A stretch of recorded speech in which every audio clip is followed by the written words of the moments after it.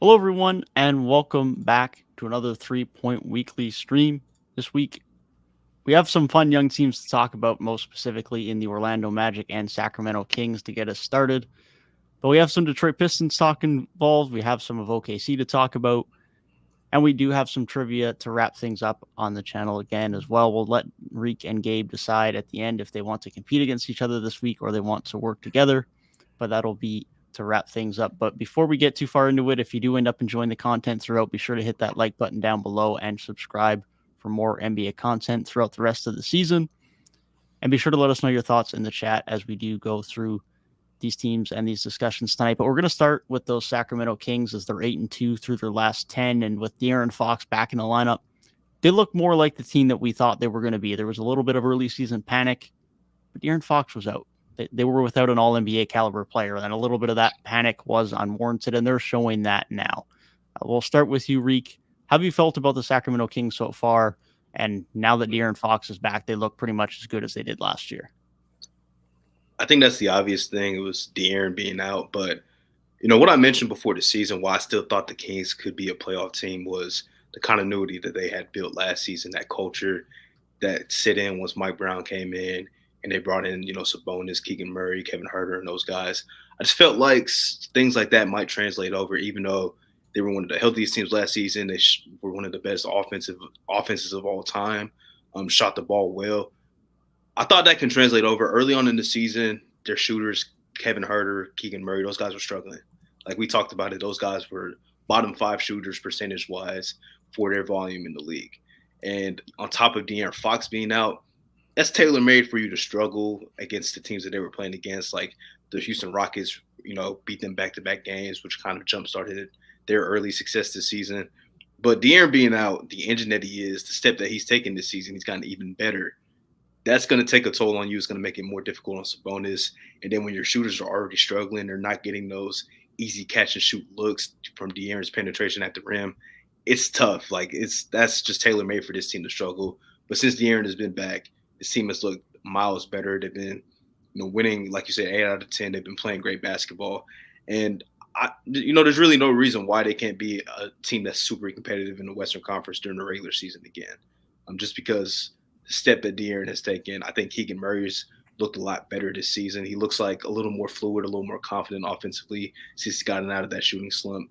And look, Sabonis, he's going to do what he does in the regular season too.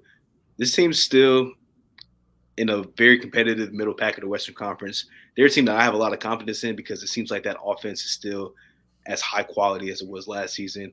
And De'Aaron Fox, as a star player, has taken another leap so far this season. So I hope that continues for him because, he's definitely deserving of like an all-NBA spot. He's averaging almost 30 points a game, so he's been amazing. Yeah, I think they're essentially just as good as they were last year. If you just look at some of the stats around them, like they're only the 12th ranked offense this year. But if you look at those numbers just in the games De'Aaron Fox has played, it's 3rd in the NBA. So really, they took a massive hit with him being out. And that's where half their losses came from too. 3 out of their 6 losses this year were all those 5 games that De'Aaron missed. So, and just when their best players on the court, they're still a very good team. And for them to still be that good, even with the early season shooting slumps of some of their guys, it just shows this offense has that ability to really rebound and really just keep on keeping on no matter what's thrown against them. And I expect them to keep being good as the rest of the season goes. If you look at Sabonis this year, he's pretty much doing the exact same thing he did last year, which good in the regular season, may have some questions in the playoffs, but right now we're just talking about right now. If they just keep doing what they did last year, I think it's still going to be a recipe for success. We see in games last night, they looked really down and out of it, but that offense got hot. And at the end of the day, they ended up coming out with that crucial win against Golden State. So they look good. The other thing, I hope they keep feeding Malik Monk. Seeing some good things out of him. Obviously, the really clutch basket last night. I saw in games that they win, he averages 15 versus games where they lose, he averages 11, which you might call that kind of minor, only 4-point, but I think a 4-point swing, that's a pretty big deal. So it shows the more you get him involved and the more he's active in what they're doing, the better they even get. So really the keys for them is just going to be De'Aaron Fox just staying steady, staying on the court, just Malik Monk, get him more involved. And then as these shooting slumps continue to just go out the window and these guys get back to form, they should be very good going forward for the regular season. Yeah, I mean, like you guys mentioned, De'Aaron Fox being back and how well he's played is essential. And most of what they do on the offensive end is predicated on De'Aaron Fox and his play style. They have a ton of really good shooters. And without that dribble penetration from Fox, without that respect that he commands from opposing defenses, it is really tough for them to get into what they want to get into. I mean, Sabonis gives them some of that, but it is very limited compared to how dynamic De'Aaron is at getting downhill and getting to the rim. So him being out, of course, was going to affect things, and they've looked very good since then.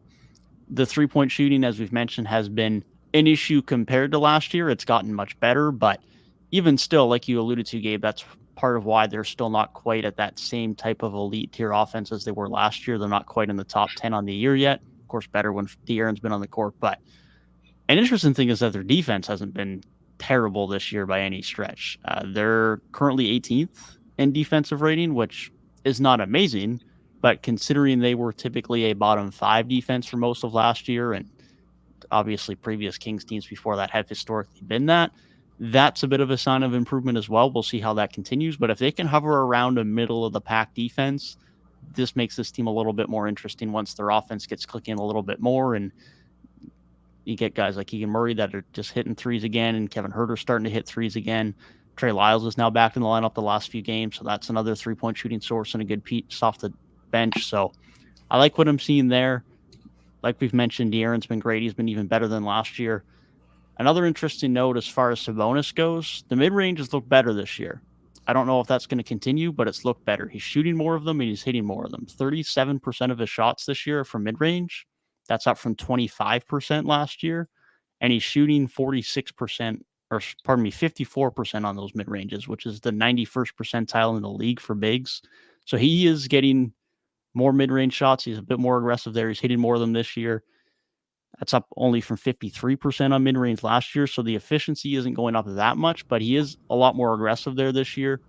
That's something that hopefully we see a little bit more of come the postseason. That's going to be the biggest thing for him, because we know there was a bit of an issue last year in terms of injury with the shooting hand, but that limited him, and that was the biggest downfall to him. If he can start to hit that 12, 15, 18-footer, Mike doesn't want to behave, but if we can start seeing that from Sabonis, this opens up a lot for this Kings offense. You get a lot more actions that him and Fox can get involved in. You get a lot of more dribble hands-offs that you can get other guys involved in, whether it's Huerter, whether it's Keegan, whether it's Monk. Lots opens up, especially for them in the postseason. So that's the biggest thing I want to continue to watch. The shooting has been and will continue to correct himself. They have talented shooters on this team. So if Sabonis can hit that mid-range a little bit more consistently and the defense can be better like it's been, this opens up a lot more avenues for them going into the postseason. Yeah. I like that point. Real quick, I just want to highlight for them as well, what I think makes them still legit is like this team was one of the best road teams in the NBA last year. And in this like recent stretch they've had where they really got back to form, they've really continued a lot of that good road play as well. Like they had some struggles in New Orleans. They lost to them twice in a row there. But outside of that, they've still done very well there. And any team that travels well is usually going to be a pretty good team, because we know how they are about lighting the beam at home. But if they're going to continue to travel as well as they do, and they're only 5-5 right now, but I do think like 3 of those were the 3 losses with Fox out. So still traveling very well, and that's going to really set them up for success. Yeah, because they lost, I think, back-to-back in Houston. Yeah. If I'm not mistaken. So, yeah, that's a pretty decent amount. Back to the Sabonis point about the mid-range, even if it's not like a potent part of his game right now, it's good that he's taking those, because you gotta make the defense respect you. And with this team, we're thinking about later on when it's like April, it's playoff basketball. You got to be some type of a threat if you can't just bully ball your way in the paint, because he tried that in the playoffs last year. It didn't work, and that's pretty much been a thing in his entire career. You see guys like Bam, Embiid, Jokic, Sengun. Like, these guys are all pretty good mid-range players. Some of them are like top of the top in the league, like Embiid, Jokic. But if he could just become a threat, that'll definitely help him out a lot, and it'll help this team out a lot once they get into the playoffs. Definitely. I'm very much looking forward to what we can see from Sabonis in there. Like you said, there's a lot of these bigs like that are getting to that point, and especially when this Kings team is predicated on their shooting, is predicated on their spacing, when Sabonis gives them that extra layer of that, doesn't have to be from the 3-point line, but when they can get that extra layer, just opens up that much more for them, allows their offense to be a lot more open. And that's ultimately what's going to win them games. I mean, the defense hopefully gets better and continues to be a little bit better, but ultimately this offense needs to continue to be elite for them to win games. So any way they can continue to get better at that, although difficult because they are already very good, any way they can get better at that's only going to help them. I don't know if you guys saw my tweet earlier. This is like, it's still Kings, but it's off topic about this season. But I was thinking about because I think I was watching Şengün's interview on Paul George's podcast, and he was saying like he thought the Kings were going to draft him. I'm like, oh, that would be interesting because at the time it took Davion Mitchell, who's pretty much out of the rotation now, and they already had De'Aaron, they had Tyrese. I was just thinking like, just say they draft Şengün so they don't make the Sabonis trade, right? And then just say like, the win-loss record is pretty much the same as it was that season because they were bad when they made the trade for Sabonis and they didn't finish the season great. So we'll just assume they're in that 4 or 5 range and they draft Keegan Murray. That would be a really fun like core right there. Like De'Aaron, Tyrese, who's shown that he could play with or without the basketball, Keegan Murray on the wing, Şengün in the front court. I think that could be interesting. It would have been fun, but obviously I think the Kings are still happy with the position they're in. But, they could have set themselves up nice that way too if they would have drafted Şengün. Yeah, I saw that. And hopefully, I mean, in that potential what if, like if they would have just given him the same opportunity, because like the Rockets were bad, so it was easy to get opportunities there. But like the Kings weren't too good either. So I know they still had like Rashawn Holmes on the roster. I can't remember who else they really had running the 5, but like assuming they give him the opportunity to show what he does, I mean, he's basically just a light version of Sabonis. And I don't even know if it's really that light anymore. Like they're pretty dang close in terms of production this season. So that'd be a hell of a thing. Really, I'm excited for the Kings going forward, though. I really think like those concerns about Sabonis and the jump shooting and all that, like it's really going to come down to a question of playoff production because we've seen throughout his career and especially last year, it really ended up selling them in the end. Like De'Aaron, his game translated perfectly to that level, and he only continues to progress as a shooter. But that Sabonis aspect, like, it might put a ceiling on them. And that's definitely a real concern, but, like, it's not something I can really speak on now because he was so good last regular season as well. But if he can continue to expand his game and it's, like, the same production but more dynamic ways of getting those numbers up, that's going to make a big difference for them, like you guys said. For sure. We'll definitely keep monitoring that, but Kings keep having regular season success, and we haven't seen this for them for a long time. So, like you said, Reek, despite the fact that they could have had those guys in the core, which would have been very fun, I'd imagine at this point they're still pretty happy with where they're at, and they're more than happy to keep having regular season success. So we'll see what the future holds with Sabonis in the postseason, and more potential decisions down the line could come from that. But I'm thinking they're pretty happy with their success for the time being. So we'll move to another team that also has got to be pretty happy with their success so far this year, a team that has maybe been above expectations for some people, but it's pretty much been exactly where I thought they were going to be, and that's the Oklahoma City Thunder. Currently tied for the 3rd seed in the Western Conference heading into tonight, won 7 of their last 10, have now officially got the odds-on favorite for the Rookie of the Year in Chet Holmgren. Shea's still doing his thing. I mean, things are just firing on all cylinders on the court for OKC, and look like one of the best young teams in the league, and that has been developing over the last few years, has finally said, screw rebuilding, we're ready to win now. I'll get your thoughts first, Gabe, but OKC have certainly been a fun team to watch so far this year. Chet is incredible. I really did not expect him to be offensively as good as he is so quickly. Like, you could pretty much make the argument already that he's the second best offensive player on that team, just with how efficient he is and what he does. And for a guy as big as he is, like a very dynamic offensive game already at such a young age. Very impressive stuff from him. And really what I expected more, which he's doing as well, is just that defensive stuff. Like, if you look at them this year, they're a very balanced squad. They have the 7th best defense, 7th best offense, 3rd in net rating. But that defense, outside of like him and Lou Dort, I mean, you got Dort on the perimeter, you got Chet in the paint, but really the big issue with them was like that size, having a true big man, having a big strong side guy, like that real final paint protection, rim protection down low down there. And it's like, even in spite of us being like, oh, we're kind of concerned about the talent that they have down there, and if they have the pieces for that, they've been able to perform nonetheless. And that defense has been really good because of it. On the offensive side, any team ran by Shea is going to be a pretty good offensive team. Just the way he runs the game, the way he's so unguardable with what he does, and the fact that it's going to allow things to open up for other people. It's going to allow things to flow well. Obviously, they have good coaching in that as well.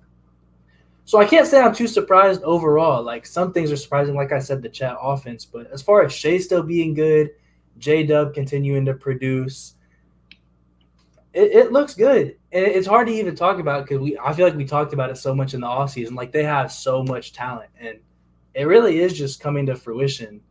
The only thing is they've lost, I think, their last 2 in a row, and I'm not going to get too up in arms about like a 2-game losing streak, but we know about the off the court stuff going on around OKC right now, and I hope that like that isn't translating to this little losing spell, because like, don't know. It could just be a 2-game thing, and they get the wins going right back up by the time this video goes out, and it could be fine. But if that kind of like drama around them starts to cause some losing, that'd be really unfortunate. That's all I'm gonna say on that. You know, we usually steer away from off-court stuff unless it affects the on-court stuff. So I think that's a valid point, Gabe, because this team was playing very, very good basketball. And it could be a coincidence, but it could not be. So hopefully that situation gets sorted out how it should get sorted out. And if discipline is needed, I hope the league gets it right. That's all I'm gonna say. Josh ain't really been good this year, though. I'm gonna be honest. Like, out of all their talent, like, he hasn't really taken a step. No, he's been the most disappointing player on the team for sure. Definitely. And this is somebody that we were just talking about like a couple weeks ago. Like, if he was like in the Levine trade that we hypothetically talked about, right? So, you know, if he's there, hopefully he gets better because they're going to need him to be better. But they've still been damn good without him playing to the level we know that he can play, right? And you mentioned, like, we know what Shea is. We see why Shea was being ranked like unanimously as a top 10 player in the league, because he's that good. Offensively, as an engine, he's that good. But Chet, like you said, Gabe, we knew the defense was going to be there, but the offense being, I don't want to say like numbers-wise, like the 17-ish points per game, just the efficiency. That's incredible for a rookie, somebody that, you know, didn't get to play last season with his actual draft class. So this is his rookie year, and he's playing that well. I think this just bodes well. Like, we've seen the redshirt rookies in the past come out and really play excellent basketball. So I don't think it's necessarily a bad thing that guys at 19 years old, Mr. Initial rookie season, they get a year to get their body right, to continue to develop skills, to kind of watch the NBA game from the sideline. Blake Griffin had an incredible rookie season. Ben Simmons had a great rookie season as well. We're seeing Chet, another redshirt guy, having a phenomenal rookie season, and he's impacting winning like Ben Simmons did as well. So this team, they're going to be able to keep it up, one, because you got your top guy in Shea. Like, a lot of young teams can't say we have a bona fide superstar right now while we're still developing talent. They got that in Shea. Chet has proven to be that kind of Swiss Army knife. He can, you know, be a potent offensive player on one night, a great defensive player on another night. You know, you got the wing defenders in J-Dub, Lou Dort. Whenever Giddey gets right, we know what he provides too. Cason Wallace has been really good for them off that bench as a rookie. And they're well coached. That's the main thing. Dagnall is a damn good head coach, and he deserves that respect. I think that's why it's going to continue. So Gabe said he's not surprised. I'm not surprised. I know Devin's not surprised because he had him as like a top 4 seed. He's pushing that agenda all offseason. So it's just a matter of how high is the ceiling this year? Like, how good can they be? Can they be a top 4 seed for the rest of the season? That's really what the expectation is now, because we saw what they were last season. They were a very competitive team that just missed out on the playoffs. So there's no reason why they can't take that massive jump and maybe even win a playoff series. Like, I think that's kind of like what the ceiling could be on this team this year. I can't not mention Isaiah Joe as well. Yes. 47%. 40. I always forget about him too. I think like they're more like perimeter guys, and I'm like, yeah, Shea, J-Dub, Lou Dort, but Isaiah Joe, that's something they need. 47% on 6 attempts from 3. he's once again, like, it wasn't a fluke year. He's legitimately just one of the best, just pure shooters in the NBA, And teams just gave up on him. Philly it's just gave up on him. They're just like, That's something a team like this needed. So, a very, very good role player for them. No, definitely. He's been very valuable for them, especially on a team that, for me coming into this year, my biggest concern was probably 3-point shooting. And they're currently first in the league in 3-point shooting percentage. The volume's not significant. It's bottom 10 in the league. But nonetheless, they are shooting over 40% from three as a team, which is outrageous from a team that I had concerns about. But Isaiah Joe's a big part of that. Lou Dort's been shooting very well so far to start the year. He's over 40%. Shea's been shooting the three ball better this year. He's up to 3.5 attempts per game at nearly 36%. So they've got a lot of guys shooting the ball really well right now. Cason Wallace being another one of those guys who we previously mentioned. Again, not a ton of volume, but efficient. And that's kind of what this team's built off of right now. And Chet's game has molded into that. Another guy who's not a ton of volume, but very productive, very efficient. So that's kind of their motto right now on the offensive end, especially with regards to 3-point shooting.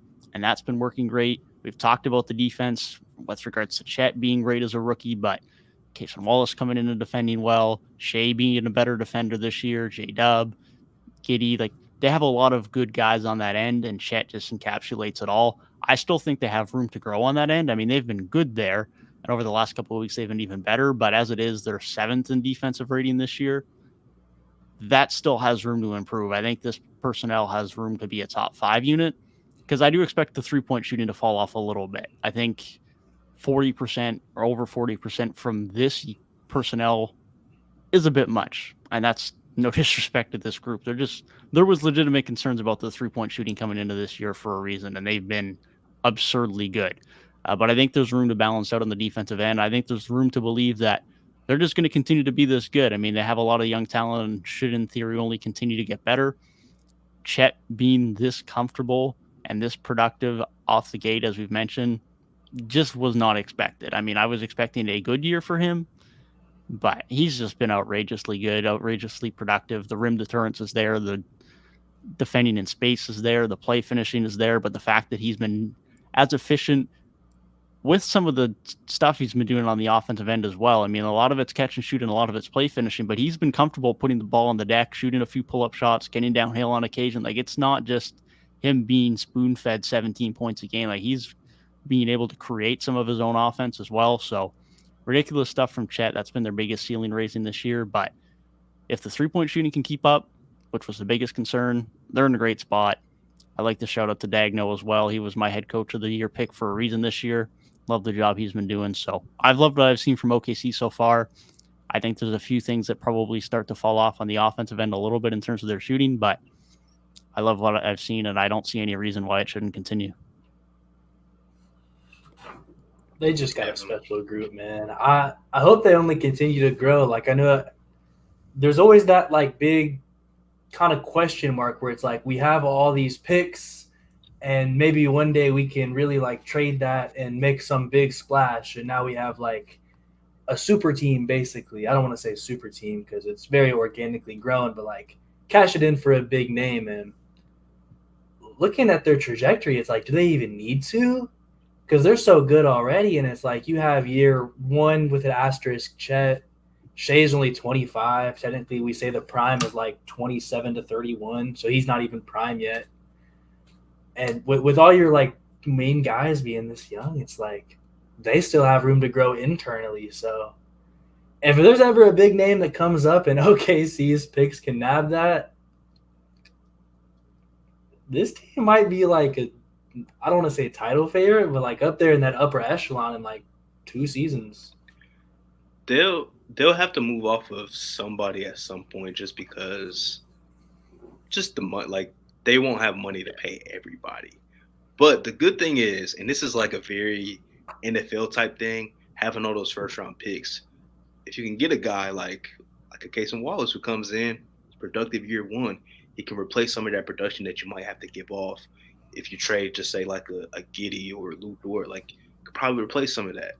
You know, we see guys like Jaime Jaquez is a super productive rookie, 4-year guy in college, and he's coming in doing basically the same stuff he's doing in college, just on the NBA level with, you know, great talent around him too. But he's fitting right into that Miami Heat culture.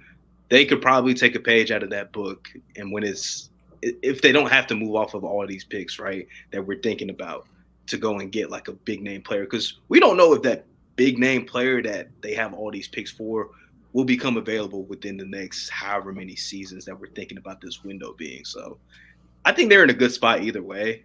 They draft really good. And the fact that you have so many picks is you can miss on some draft picks and still be a really good team. Like ask Danny Ainge. He missed on a lot of first round draft picks, but he hit on like 3 of them that were really damn good. So yeah, I think they'll be set either way. The culture's being built, which I think is the next most important thing. They're getting used to this idea of being competitive. Last season was a good soft introduction into it, but now it's like this is the real deal. We can compete with any team on any given night, and that's good for a young team to get that experience right now. Yeah, definitely. They've got good habits built. They've, like you say, they started that last year, and that's just continued into this year. And all these draft picks, like you say, like they're going to have, star trade or not, they're just going to be able to continue to replenish their bench and replenish their depth. Like a case in Wallace pick this year, it'll just be even more so evident down the road when these stars are being paid. And some of these guys, like maybe a Kendrick Williams or maybe an Isaiah Joe, come up off a contract.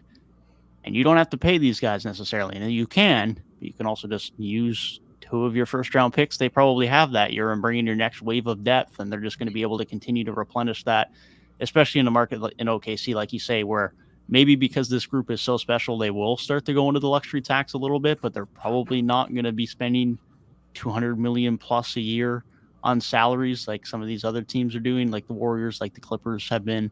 That's probably not going to happen here. So that's something they're going to have to monitor as well and going to have to be smart about, which does lead to potentially a Giddey or a Dort or someone like that getting moved eventually before all 4 or 5 of these guys are on very big money.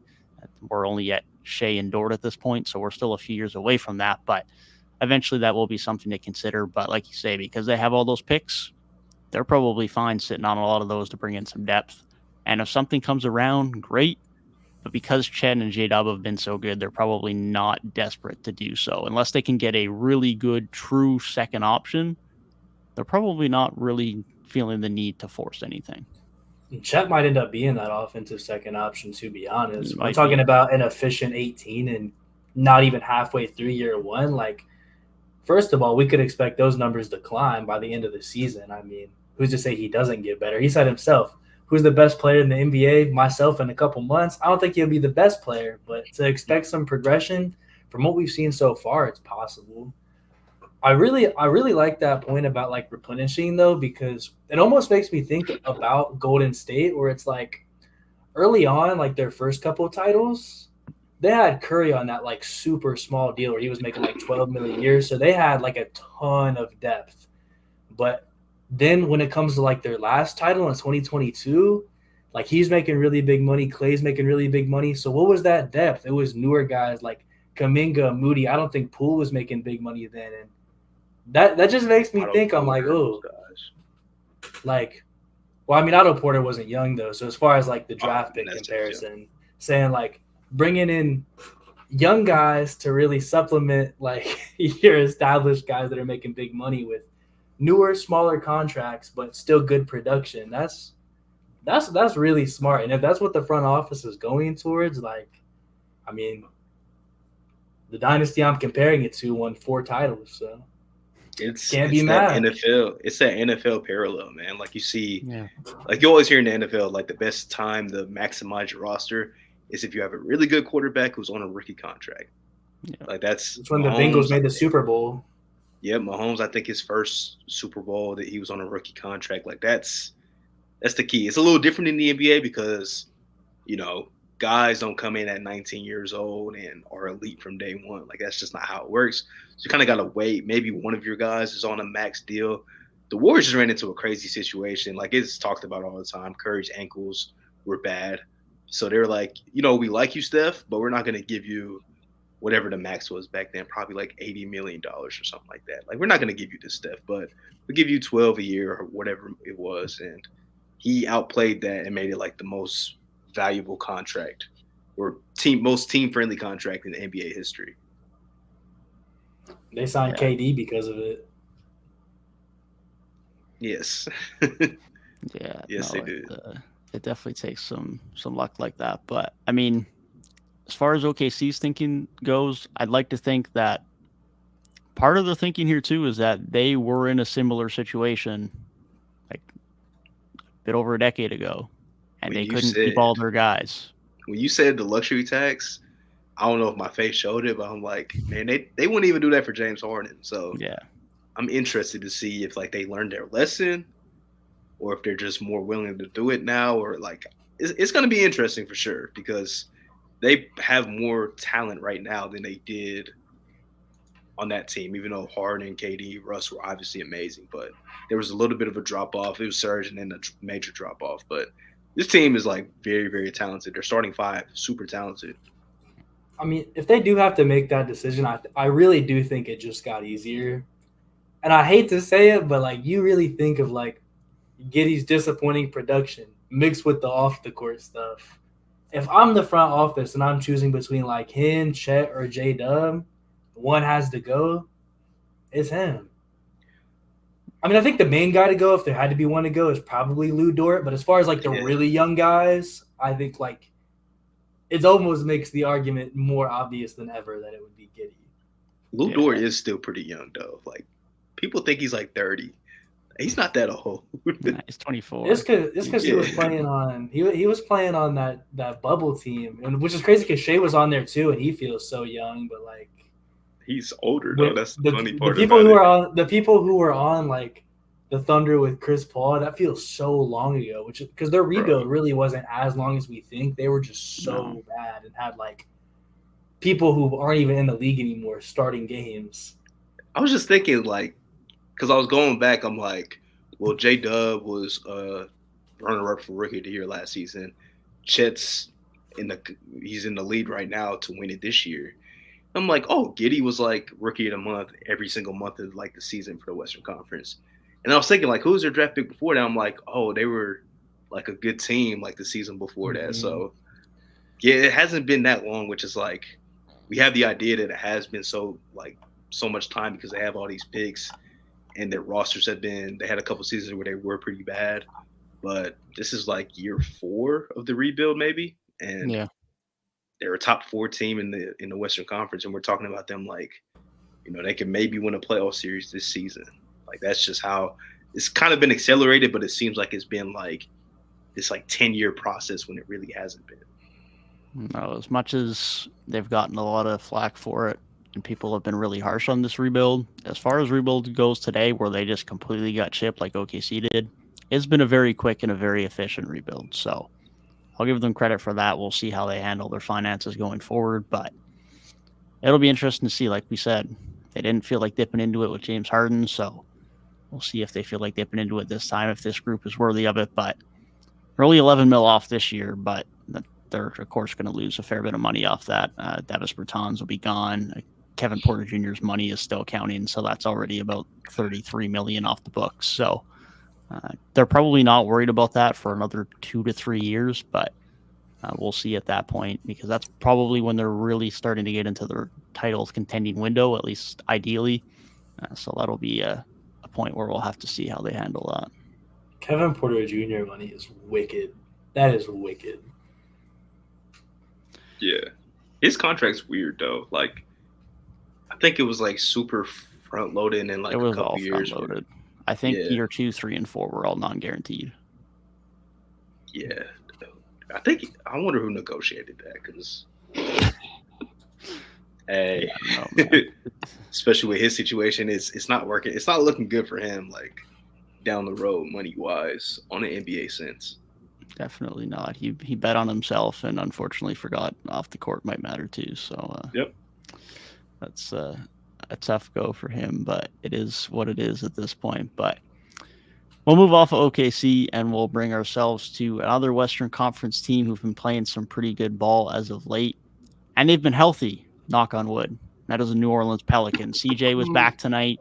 Get another guy back from injury. Najee Marshall is back. LJ Alvarado is back. And Trey Murphy was doubtful tonight, so his return is soon, which is sooner than I expected. PI and Zion have been available, and over the last little bit, they've looked pretty good. We'll get your thoughts first, Reek, but What have you thought so far of this Pelicans team, considering the fact that they have actually remained pretty healthy? Playing 500 basketball, they've been a lot better over like the last few weeks. They beat the Kings back-to-back games. They held Sabonis in check, especially on the boards. But the main thing is the health. Like you said, the health. Zion's played 24 games, 25 including tonight. Bi, I think this is his 16th game. CJ's back, which is good. But they were playing pretty good without CJ, which was, I think, the most impressive thing. Like, guards were stepping up. I love Dyson Daniels, man. That kid can play. That kid can play really good basketball. Love his intensity on the defensive side of the floor. Has a little crafty offensive game, getting into the paint and stuff. Pretty solid passer.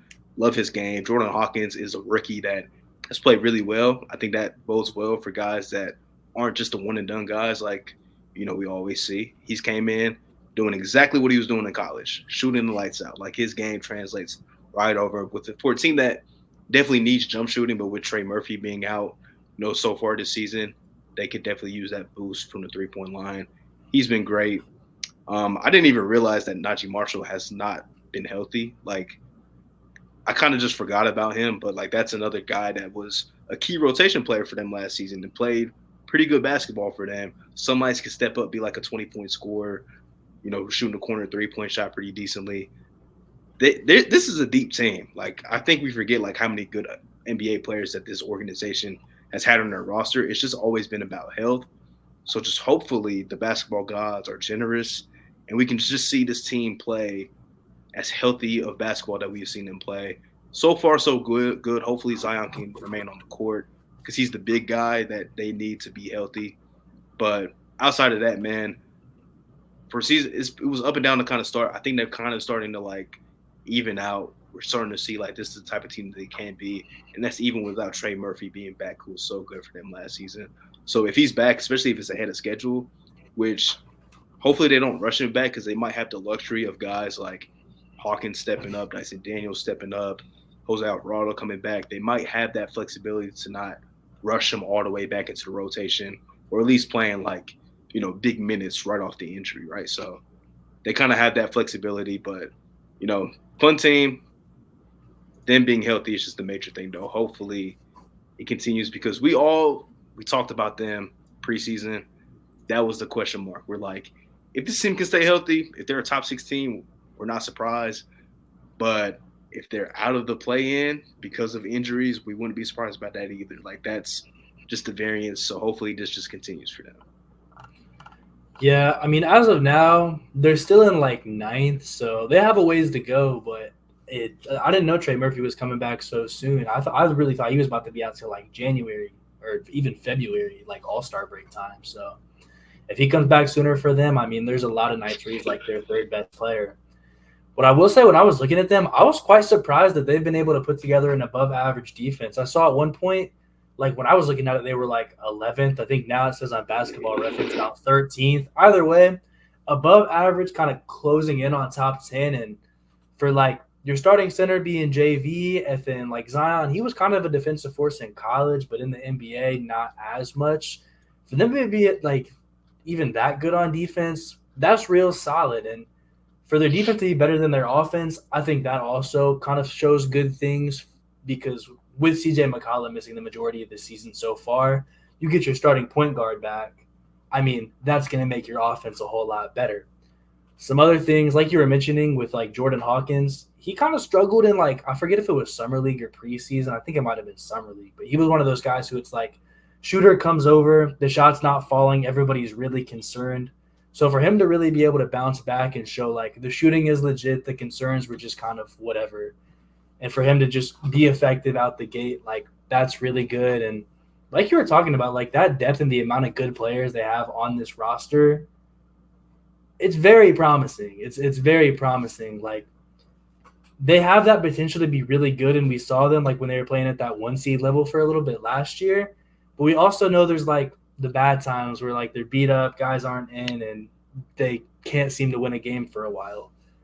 But it seems they're more balanced this year, and the two most important guys that need to be in are in, and that's going to be a win no matter what. However I'm evaluating this Pelicans team, I see Zion and Brandon Ingram on the court for the majority of the games. And that's going to be a win regardless. Like Zion's production's down a little bit from prior years, but if he's doing a little bit less out there and it's going to allow him to rest his body more and allow him to be able to suit up in April, I like that.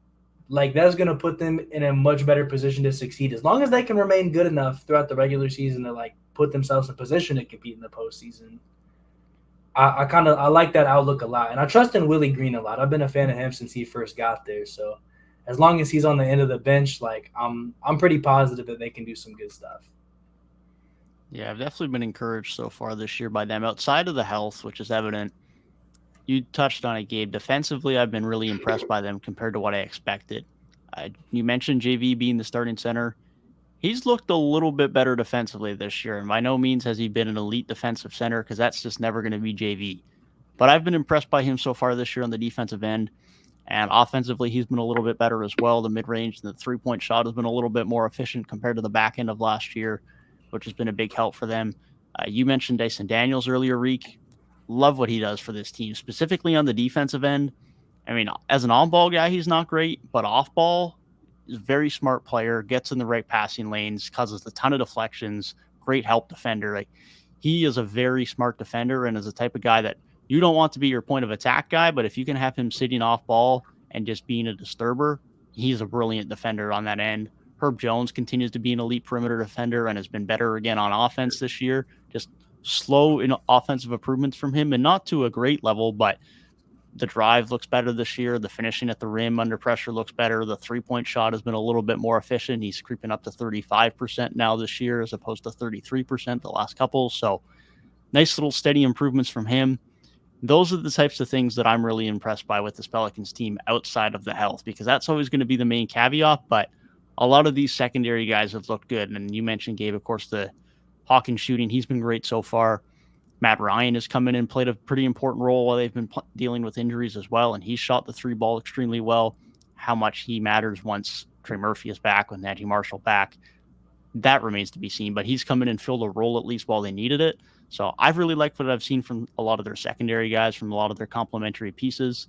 Jose Alvarado being back now is only going to continue to help the defense as well. So I'm really encouraged by this depth. It's a lot of guys and a lot of guys who are producing very well. So health being consistent and staying the way it has been, I think that they're in a really good spot right now to continue to have a really good regular season. They got a lot of guys who are producing really well for them. And like you mentioned, Gabe, I think Willie Green can continue to do a pretty good job for them. I've been pleasantly surprised, even health considered. I've really liked what I've seen, considering that they had so many injuries going into this season. Definitely. I'm glad you guys both shouted out Willie Green too, because I forgot to mention him. But just one of the most, I think, sound coaches. Doesn't get, I think, nearly enough credit for taking over this team when he did. Got them to the playoffs year one. They were a game out last year. Kept them competitive no matter who's been playing, no matter the adversity they faced. Like, remember, they had like a 12, 13-game losing streak last season, and we're still a playing team. Still, we're one game away from making the playoffs. Like, Willie Green's excellent, man. Like, no matter what you kind of throw at him with this team, he still figures it out some way, somehow. He's going to have them playing competitive basketball. But they're a team that they're due to have a healthy season. Like, they should be hopefully one of those teams that we're looking at like, wow, like the injury bug didn't hit them too bad this year. Like, most of their guys played a good amount of games. So hopefully that stays the same for them. But you guys touched on it on every point, man. Even I forgot to mention Herb Jones. He's like their Lou Dort. Like, people forget about him. He just comes in, does his job, makes improvements each season. That's how Herb Jones has been since day one. So he's just another guy that has been so sound for them. And, yeah, like you said, like, been a little surprised, but I think everything's starting to kind of level out, like I said. And even though they're like 500 right now, I think we're going to slowly see them, especially with CJ coming back, them playing better and better and better. And they can, be in competition to get a top 6 seed eventually by the end of the year. Yeah, it's good that, even now they aren't too far off. Like, they weathered the storm of him being out and were able to end up 500 when he came back. So that puts them in a good spot for sure. Really, it just seems like Willie Green just always finds guys to just step in and become a good rotational piece. Like, I don't think anybody saw Jose Alvarado coming as a like rotation guy when he came out, and even like Matt Ryan, like he wasn't really finding a home. Like I remember him being on the Lakers for a second, but I thought he'd be a guy who'd be like out the league pretty quick, and now he's consistently in their rotation, and that's what he's done for years. He doesn't have to do it as much now because his main two stars are in, but that's really what impresses me the most about him is like he's really one of those coaches who, no matter the circumstances, this team's going to succeed. They're going to succeed more when their guys are in, but they're always going to remain competitive. That's one thing I can always count on with New Orleans. You guys know, like, Jose was, like, ACC Player of the Year and stuff. It's just funny because it's like he's not putting I don't those follow college. Yeah. Exactly, yeah. Like, it's just funny how guys have to adapt, like, from being the man in college on their team to Jose is picking you up 94 feet, just being a disruptive guy. We talk about Pat Bev all the time. He was like a Team USA guy in like college and stuff. He's now just that disruptive guy. Like it's just funny, like guys figure out ways to survive in the league, and we view them as that. But it's like back in college, back in high school, these dudes were the guy. So it's just funny how we see guys that have to buy in that role. They do it so well. And then maybe the top guys that were high draft picks, they can't always develop into that. Like it's just an interesting parallel. Yeah, it is. I mean, fact of the matter is there's a lot of guys that are their guy on their college team or in the G League now or whatever it may be, but there ain't that many spots to do that once you get to the league. So either you buy in or you don't, and you might just falter out depending on how good you are. I mean, we talk about it often enough. I mean, there's lots of guys in this league that are very good with the ball in their hands, but if they don't offer anything else, are they elite enough at doing that? And that was the Cam Thomas problem for a while now. He's been elite enough this year prior to his injury that he could command that. But if you're not elite enough, what's your role? And that's kind of the problem that some guys face. But yeah, credit to guys like Jose that can come in and find a role as well as they do, because very different from being a dominant college guy to coming in and being just a very gritty, hard-nosed, working defender type player that he is now. It's a very different role, and he's been very good at it. I mean, you got to think, even you talk about like transitioning from college, but there's only like 400 something players in the NBA. And you got to think like, unless they went to a super like premier program high school, all these guys are like the number one option at some point. For sure. Yep. Which, I mean, that's why we say like, you know, if you put like the worst player in the NBA against like the best street hooper, like the NBA player is cooking him 10 times out of 10. But it's just interesting to think about. Like, what did Scalabrine say? He was like, he's closer to LeBron than we are to him. And that is just the most true statement ever. Yeah. I mean, if Scalabrine was the 300th best player in the NBA, there's only 298 spots between him and LeBron. There's probably millions of spots between Scalabrine and me. Millions. For real. No, it's definitely an interesting thing to follow, and there's probably a lot more stories that get forgotten of guys that have joined the league as more primary options that just never really found their footing. But nonetheless, I got someone, and I know we're going to talk about this team. Jalen Suggs, man, this is somebody that was just a top 5 pick a couple years ago, and he's already like figuring out, if I'm gonna be an impactful player, this type of guy I got to be. And I respect the hell out of that, because I know that probably had to like be a long look in the mirror. Like, look, I'm not gonna be the guy on this team that maybe people thought I could have been. So I just gotta buy into this role, and I gotta be the best at it and be a star in that role. And I respect that. He's done it. Like Dennis Smith has kind of turned his career around doing that. You know, that takes a lot of like putting your pride to the side to do so as a young guy that was a 5-star recruit, was a one and done top 5 pick. I respect the hell out of Jalen Suggs for being able to do that and do it well too, because I feel like he's made a lot more positive impact than just like people are looking at him better as a player for what he's being as like a disruptive defensive guy, going to try and hit the offensive boards. I feel like he's kind of made a name for himself in that realm, and I love to see it, and I respect them for being able to do that at such a young age. Shoot, you guys might remember better than me, but I feel like there was some like Twitter clip, and it was literally like supposed to be a highlight tape for like another player or something on the Magic, and like half the clips just started with like Jalen Suggs steals to get them into transition, which I'm like, damn, because bro, guys who can like stop like transition stoppers are just so valuable. Like I love when I see it on the Raptors, and even though they're not great, like guys who can stop, because transition offense is so big to so many teams. Like I know it, especially as a Raptors fan, we get so many of our points there, and it's like if you have a guy who can stop other players getting ahead of steam, getting in transition, and like trying to get towards the bucket, cause a 2-on-1, that's very valuable. So him being able to do that to the point where like you're seeing like tapes of other stuff, and one of the main things you take away is Jalen Suggs' transition defense. Impressive. All right. Okay.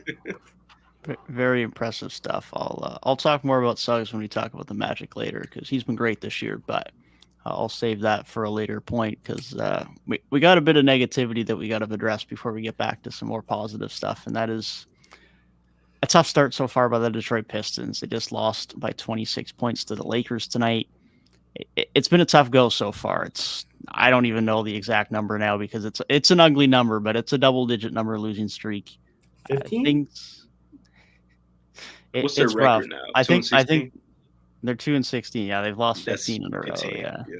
Yeah. So it's been ugly. It's been ugly under Monty Williams so far. I'll get your thoughts first, Gabe, because there's been a lot of other things that have been impacting the Pistons between injuries and whatnot. But a team that we didn't expect to be great this year, but we didn't really have losing 15 in a row as an expectation. So I had pretty high hopes for the Pistons. You know, I'm a Cade believer. I'm a Ivy supporter. And, you know, they brought in like Asar, and don't get me wrong, Asar's been great at what he does. But I saw something on Twitter today, a report. I had to double check because it was the Dunk Central, and we know NBA Centel is out there dropping misinformation left and right. So I had to double check, but they were offered 2 first-round picks from a contender for Bojan Bogdanovic, and they said no. If you're a young team trying to develop talent and you're able to get 2 firsts out of a guy who's not part of your future, what are you doing? And for as much as we like brought up this front office and really gave them so many props for years, for like, oh, Detroit, they always take flyers on these guys and they end up turning them into something good, or they've made good draft picks late, like Jalen Duren came out of nowhere. They've done all these good things. And now it's like, it feels like the table is turning, and it's like, what are they doing right now? Like, it does not look good. And this on-court product is just surprisingly bad. Like, for as good as Monty Williams had the Suns looking, I just didn't expect, like, the product to be this poor. And I know, like, the talent isn't great. Like, the floor spacing is horrendous. We know, like, Asar is one of their best players, and he can't shoot. Duren's a guy who's just probably going to be in the paint most of the time. So, like, a lot of their primary players, like, Cade's not the greatest shooter. Ivy's not a great shooter. Most of their guys, if they have Killian Hayes out there for heavy minutes, like, we've talked about his offensive game to no end. Really, I mean, some of the only guys, like, I know, like, Marcus Sasser's gotten, like, a lot of his shine off being a guy who's actually able to shoot. But overall, like, every time I watch a Pistons game, I'm just like, this team doesn't even look like they're, like, developing. Like, they just look bad on offense.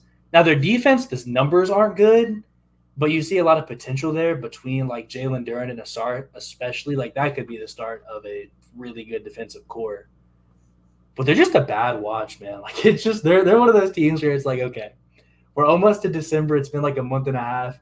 Probably pretty soon it's going to be time to stop watching Pistons games. They've got some talented guys on there. They've got some talented. If it's like halftime of the Raptors game and it's like one of the only other games on, I might catch a little bit of it, but it's not a good watch. Besides seeing like Asar do some crazy shit on defense, and I think didn't he just come back pretty recently? Yeah, I feel like he just played 2 or 3. I think within the last couple of games, yeah. That's what I was gonna say. So like seeing him play some more and see if that changes anything, like maybe, but it doesn't look great.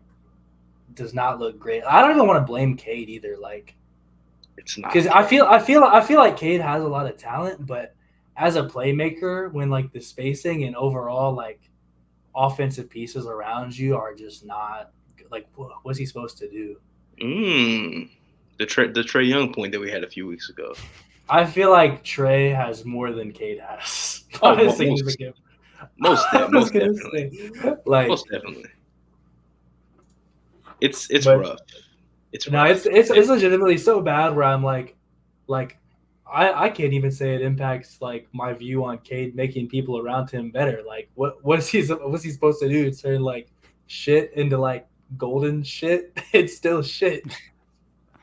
See, like if you're kicking out to a 30% 3-point shooter, kicking out to Asar who's about to airball, who's not a three, who can't shoot at all. Killian Hayes is gonna take him. He might make some.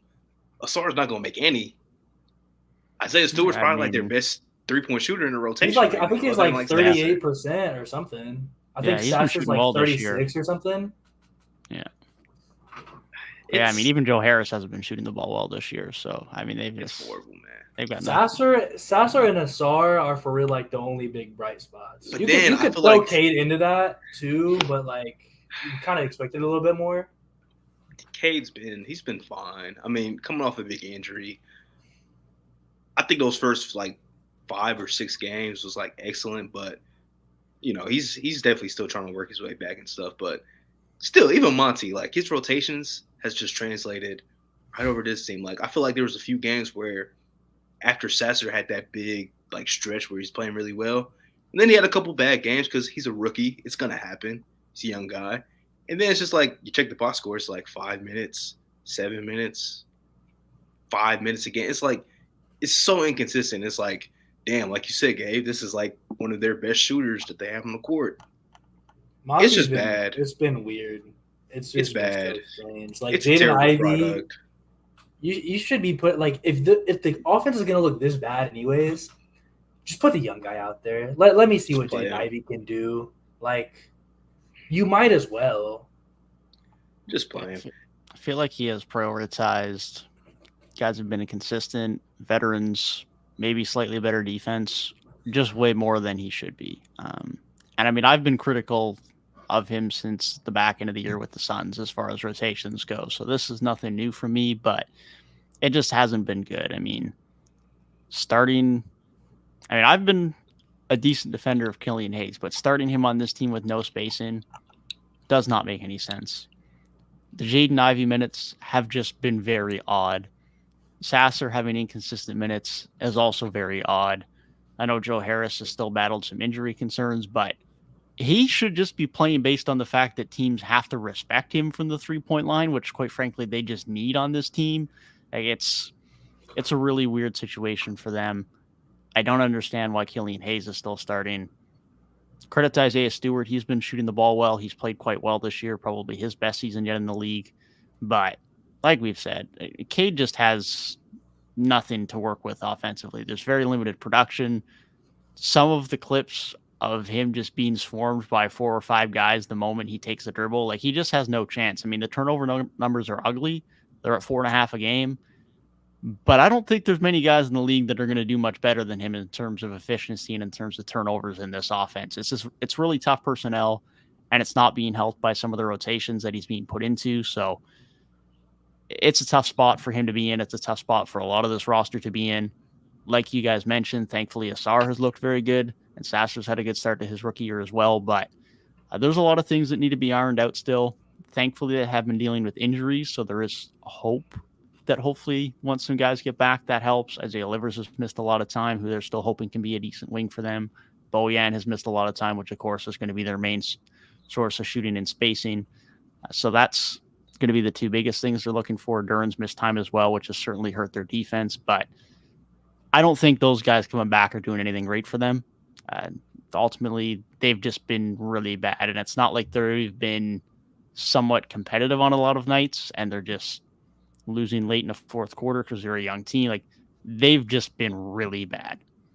And I don't see much within this season making them significantly better, especially when you consider the fact that even though we just mentioned earlier that Bojan did not get traded for 2 first-round picks last year, he still might get traded eventually. And that's just going to put them right back to where they are right now in terms of spacing compared to when he's back. So they're in a really tough spot. Thankfully, this year does not need to be their year, and they can get another good pick. But they need to figure it out to some extent, specifically in terms of Monty needs to figure it out for his own job, even though they did just give him a ton of money. But I mean, we are at game 15 in a row now. Eventually, something needs to change. And quite frankly, the fact that they're just deep enough into this rebuild that some amount of positive habits need to start being developed. And that's certainly not happening right now. Look, I'm gonna say this. I'm gonna say this real quick, Gabe. Then I'm gonna let you go. But to the Monty point, listen, we've seen coaches with less talent have teams that are more competitive than this. We're not asking the Pistons to be the Magic. We're not asking them to be the OKC Thunder. We were just asking to see some damn improvement. They look just as bad, maybe worse, than when Dwayne Casey was coaching them. And look, I'm not saying Monty is a terrible – I'm not saying he's a bad coach. I actually think he's an above-average coach. But for the amount of money that you're getting, and even though they have dealt with injuries, you still have talent on this team. You still have plenty of talent that if you're a good enough coach, I feel like you should figure it out enough to make it a watchable brand of basketball. They're unwatchable right now. I love Cade. But Cade said, we suck. That's all I need to hear. Like, all right, I'm not watching because obviously you guys are terrible. And any team that loses 15 games in a row, that's an abnormal number right there. This early in the season as well. Look, injuries aside, I got to like really look at the coaching and be like, that's what's messing this up more than anything right now. That's all I have to say about Monty. We low-key ain't even mentioned the best shooter on the team. I forgot Alec Burks is low-key lighting it up there for a minute. He's inevitable. He's pulled off a bit, but he has been good. But yeah, no, I saw his last couple box scores. It was like 2 for 9 from 3 and shit. So yeah, he's cooled off, but I love him in Boston. He might be there. He might nab him at least a second round. I think he could nab him some in a little trade. Maybe a late first from like I don't know, maybe Denver would be like, hey, let's get a veteran guard in here or something. Like, when you look at it, it's like Cade don't have a single other person on this roster averaging 13 or more points. He's not working with nobody. That's gross. We talk about bad supporting cast. Like we say, oh, Trey don't got anything. Like, but DeJounte can get you at least 18. They're like DeAndre Hunter. I feel like he more than 13. That's for damn sure. The Warrior fans would be like, Curry doesn't have help. Get Curry help, bro. Well, I mean, we were talking about Curry. Curry didn't have nobody else averaging 20. K don't have nobody else averaging 13. Like Curry had like nobody else scored 20 or something crazy. Like literally, when you look at it, like Kevin Knox was getting fucking minutes for 4 games, and his stats look better. And his stats look better than half the people that are regularly in the rotation. And I feel like it is trying to build a culture where we were saying like, oh, Jaden Ivey's not getting minutes because he wasn't putting in good effort on defense or whatever the hell it was. But it's like clearly the culture you're setting ain't fucking working because you have your own franchise players saying, yeah, we stink. You have like guys with bad morale like Jaden Ivey because you're taking him out the lineup. Like what culture are you building? It doesn't seem like it's a very positive one. And you might say, oh, yeah, we're going to play hard or you're not going to play. Well, I don't know, man. Like it doesn't feel like they're getting any better. It doesn't I don't feel like I've seen any development. Like I said, like the bright spots being like Asar, like he looked that good his first game. So it's not development. He just came in that good. Sasser, he looked good pretty much from the beginning. We said he kind of had a little bit of a rough stretch here recently. That's not development. He was just already that good when he got there. What are they developing?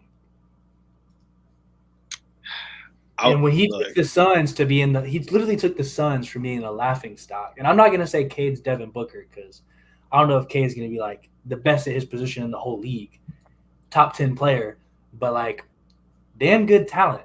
He should be able to take him in a solid core, especially a solid defensive core. Like I said, 2 very solid building blocks in Asar and Jalen Duren. They should be looking better. The on-court product should be looking better. What's their defense right now? If you have those 2 guys to spearhead your defense, 24th, it's pretty bad. Not a bad defender. It ain't bottom 5, but it's not good by any means. think Cade has graded for an okay defender in his young career. It's like He's I a said, pretty big guard. Like, he has potential to be solid. like I said, 6'6". it's the same shit. Dwayne Casey had these boys trying to buy in on the defensive side of the floor. But it's the same shit. Like, they're just a terrible team still. And look, like you said, like that Suns bubble team, I think that was Monty's first year, I'm pretty sure. Yeah. That team had a little more talent. I mean, it was Devin Booker, who was like an all-star-ish player around that point, even though I don't think he made it yet. A.N. was a 20-12 or whatever he was, like his first couple of years. And then I think Kelly Oubre was on that team, Ricky Rubio. Like, they had good players on that team. But, I mean, this, like you said, like this Pistons team, it's not like they're just they're not like the mid-2010s Brooklyn Nets where they just don't have any talent. They have talent. They have a lot of pretty decent talent on this team. But, you know, when it looks this bad, I got to look at the coach, man, especially when he looks like he doesn't know what he wants to do night from night. And it's like, I get that you guys are losing a lot of games, so you probably think you have to keep changing stuff up. But at some point, you kind of just got to accept what it is and just be like, you know what, we drafted, even though he wasn't my draft pick, Jaden Ivey is on this team, and he's a year 2 guy. He was a top 5 pick. Maybe I should give him some minutes. Maybe I should start him next to Cade because, hey, the idea is it's supposed to be Cade and Ivey, like the backcourt, blah, blah, blah. Maybe I should do that. But Monty, Devin was, like you said, you were very critical in the playoffs last year about him just freestyling his rotation, and it seems like he's doing it again with a young team that is not having the culture set. And now we're talking about Troy Weaver needs to get fired. Gabe saying they can't develop talent. Like, it's all bad right now. And I don't know if they win another game this calendar year. Like, that's how just awful it looks right now. Until they fix it, I can't see them winning the game. I thought they would beat the Pistons. The Wizards. They couldn't even do that.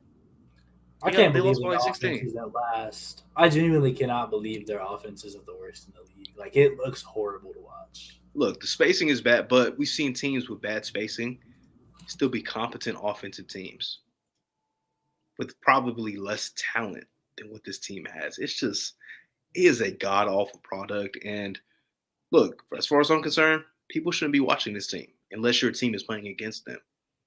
That's the only time you should be watching them. And if you're a Pistons fan, I'm so sorry that you have to experience another bad product with no progression of a season. Because this is like, 3-4 years in a row since like the end of Blake Griffin's time of them just being awful. There's only 3 worse offenses in the whole league, and it's San Antonio, who just got the number 1 draft pick. So we know they weren't very good. Memphis, who missed Ja and also started off the season horrible, but at least they're getting a literally top 20 player back. And Portland, who just started off a rebuild a month ago. Literally shifted they literally shifted the whole trajectory of their franchise right before the season started. Those are the only offenses worse than Detroit. Both of their starting guards were out. They have a major excuse. Yeah. Scoot was out and he was bad. And San Antonio don't have a guard because Sohan needs to stop playing point guard, but that's a rant for another week. Yeah. I don't want to get into that because I'm on the page of like, I respect Pop for trying it out. Just play Trey Jones. But I think it's a little – I think you can give somebody playmaking responsibilities without being like, you're the point guard. Hence, Draymond Green, you have playmaking responsibilities, but you're not the point – like you're not the sole point guard. So hopefully Pop realizes that, and he's like, hey, Trey Jones is actually a competent NBA guard. Let me give him the ball because our offense is so good with him and Wemby. We'll talk about him. This is the second time we'll bring him up. But if you look at like Orlando, like they don't have like one high assist guy. Like playmaking responsibilities are for real just on everybody. They just especially with no Markel, like they don't got a great primary playmaker, so they just split it up. The Raptors are kind of the same way. Like Scotty's made a lot of progression there, and Dennis Schroeder's been great, but like they free flowing ball movement, especially when you got Pop coaching. Talking about ball movement, bro. When we talk about good ball movement, we literally call it Spurs basketball. And he don't got the same talent that he did there. It's very surprising to see something like that come out of that organization. Yeah, it's Agreed. interesting too with the personnel they have because like we've seen Trey Jones at least once, if not more than once this year, drop a double with assists off the bench this year. So clearly he's capable of those playmaking chops. But from a personnel standpoint, it makes sense to have that type of ball movement right now. Anyways, if you think Sohan's going to be that guy, give him some responsibility. Vassell can play make for you. Trey Jones can play make for you. Zach Collins is a very good passer, is a big like they have enough versatility there in terms of their core guys to do it. And especially if you're prioritizing Wemby's development, which you should be. I mean, we've all seen way too many clips this year of Sohan just missing Wemby in the perfect situation for any big, never mind Wemby. And he just doesn't see him. Like, it's not even that he can't get it to him, he just doesn't see him. And that's no knock on Sohan because, as I've talked about before, Sohan was not drafted to be this type of guy, and he looked like nowhere near that type of guy last year.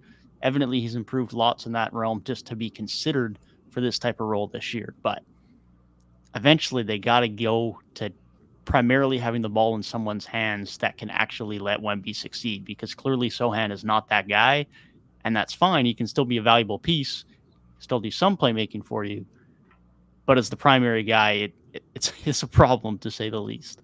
Dude, I saw that clip where it was like Sohan kicked it out to the corner to Trey Jones, and Trey immediately threw the lob. I'm like, that's a bro. That is like the prime example. Like my dad would always he would always tell me like when I was playing basketball growing up, like guys that are scorers and when they're playing, even though Sohan's not a scorer, but guys that aren't natural point guards, like everything's just off. Like the way they just maybe make a swing pass, it's just not the same. Like it doesn't hit the same like when it's a pure point guard making that pass. Just like that is like the obvious thing. Like, oh, I had Wemby running to my left with I don't even remember who was under the rim, but it was a small guy. It was like a point guard. I forget who it was. Maybe Reggie Jackson or somebody. Maybe I should just throw this up. Let Wemby go get it. Like it's just like I said, I respect the idea, but it's very elementary, middle school type stuff that they're doing. It's like, hey, Sohan, you bring the ball up every single time. It just seems like it's very like middle school-ish, man. Like, bro, you can have Sohan have some responsibilities.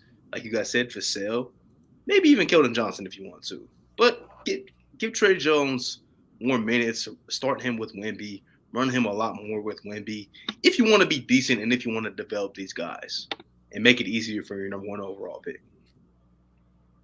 I mean, they're not making it easy for him. Not that it's how you're going to put all the blame on everybody else, but half the reason why Chet passed him in that Rookie of the Year race was the efficiency. Efficiency, man.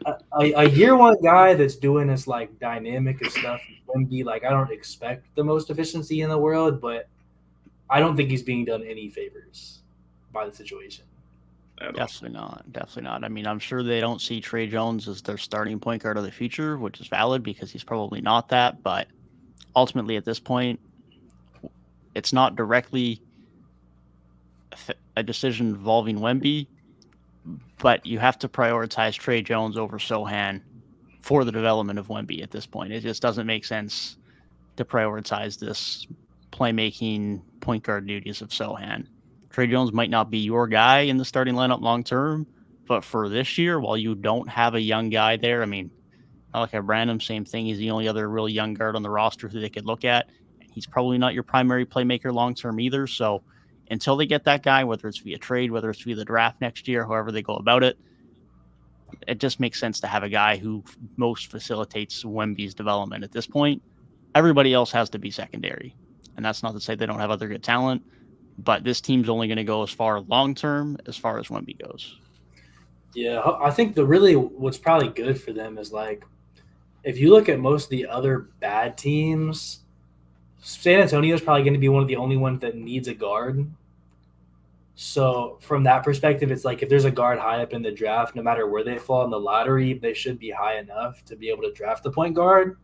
Hopefully they just actually make that decision. Because I think I said going into this year, like it really is just all about figuring out who's going to fit next to Wemby the best going forward because he's the face of the franchise. And we've mostly heard that next year's class isn't that great. So, I mean, not that it's likely that you're going to get somebody with more potential than literally Victor Wembanyama, but even then, like, you're probably looking at a second option type guy.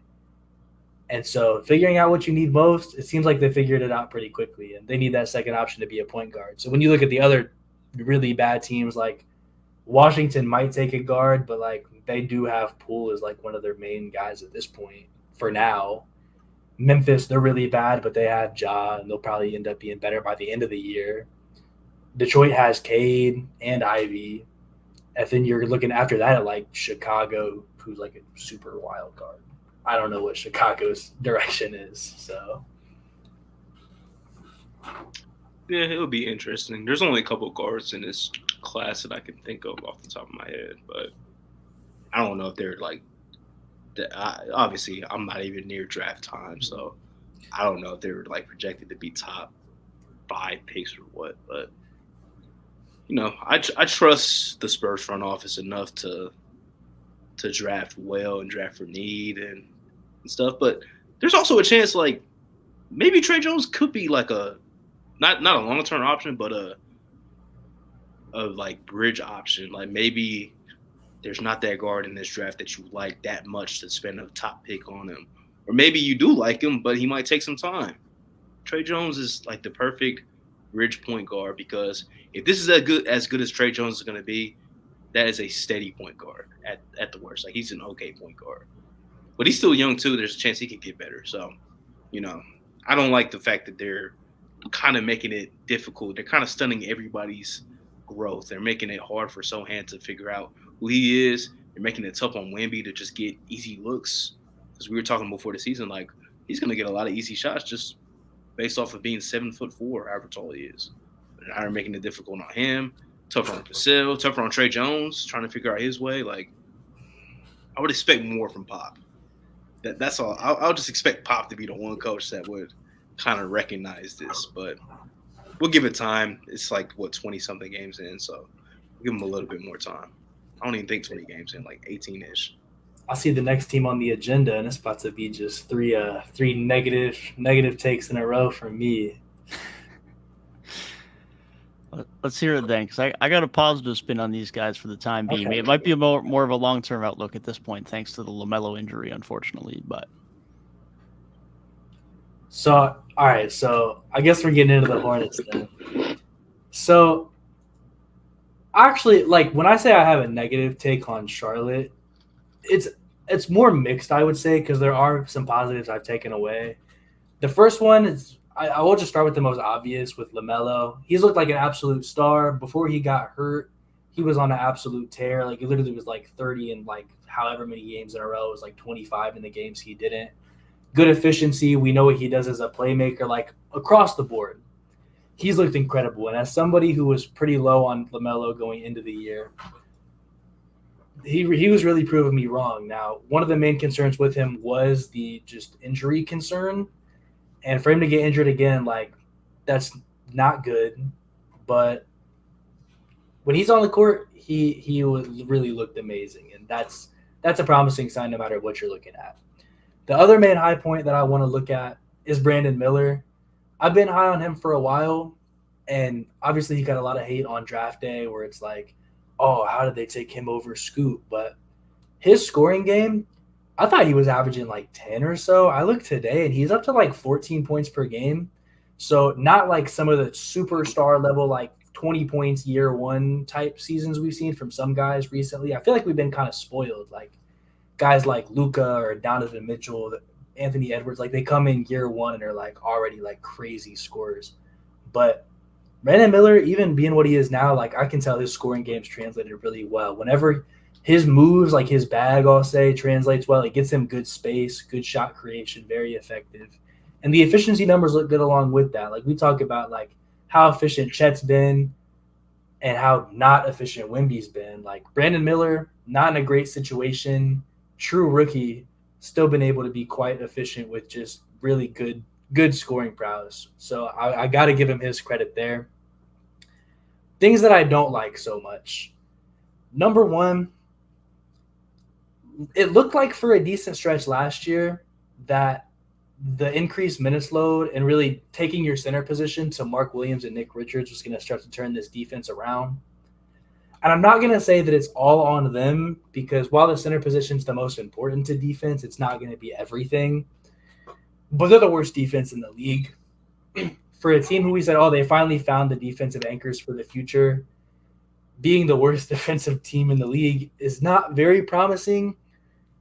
But I still think you can keep the ship because we've seen good out of them. And that's going to bring me to the thing that I dislike the least. And that's going to be the coaching on this team.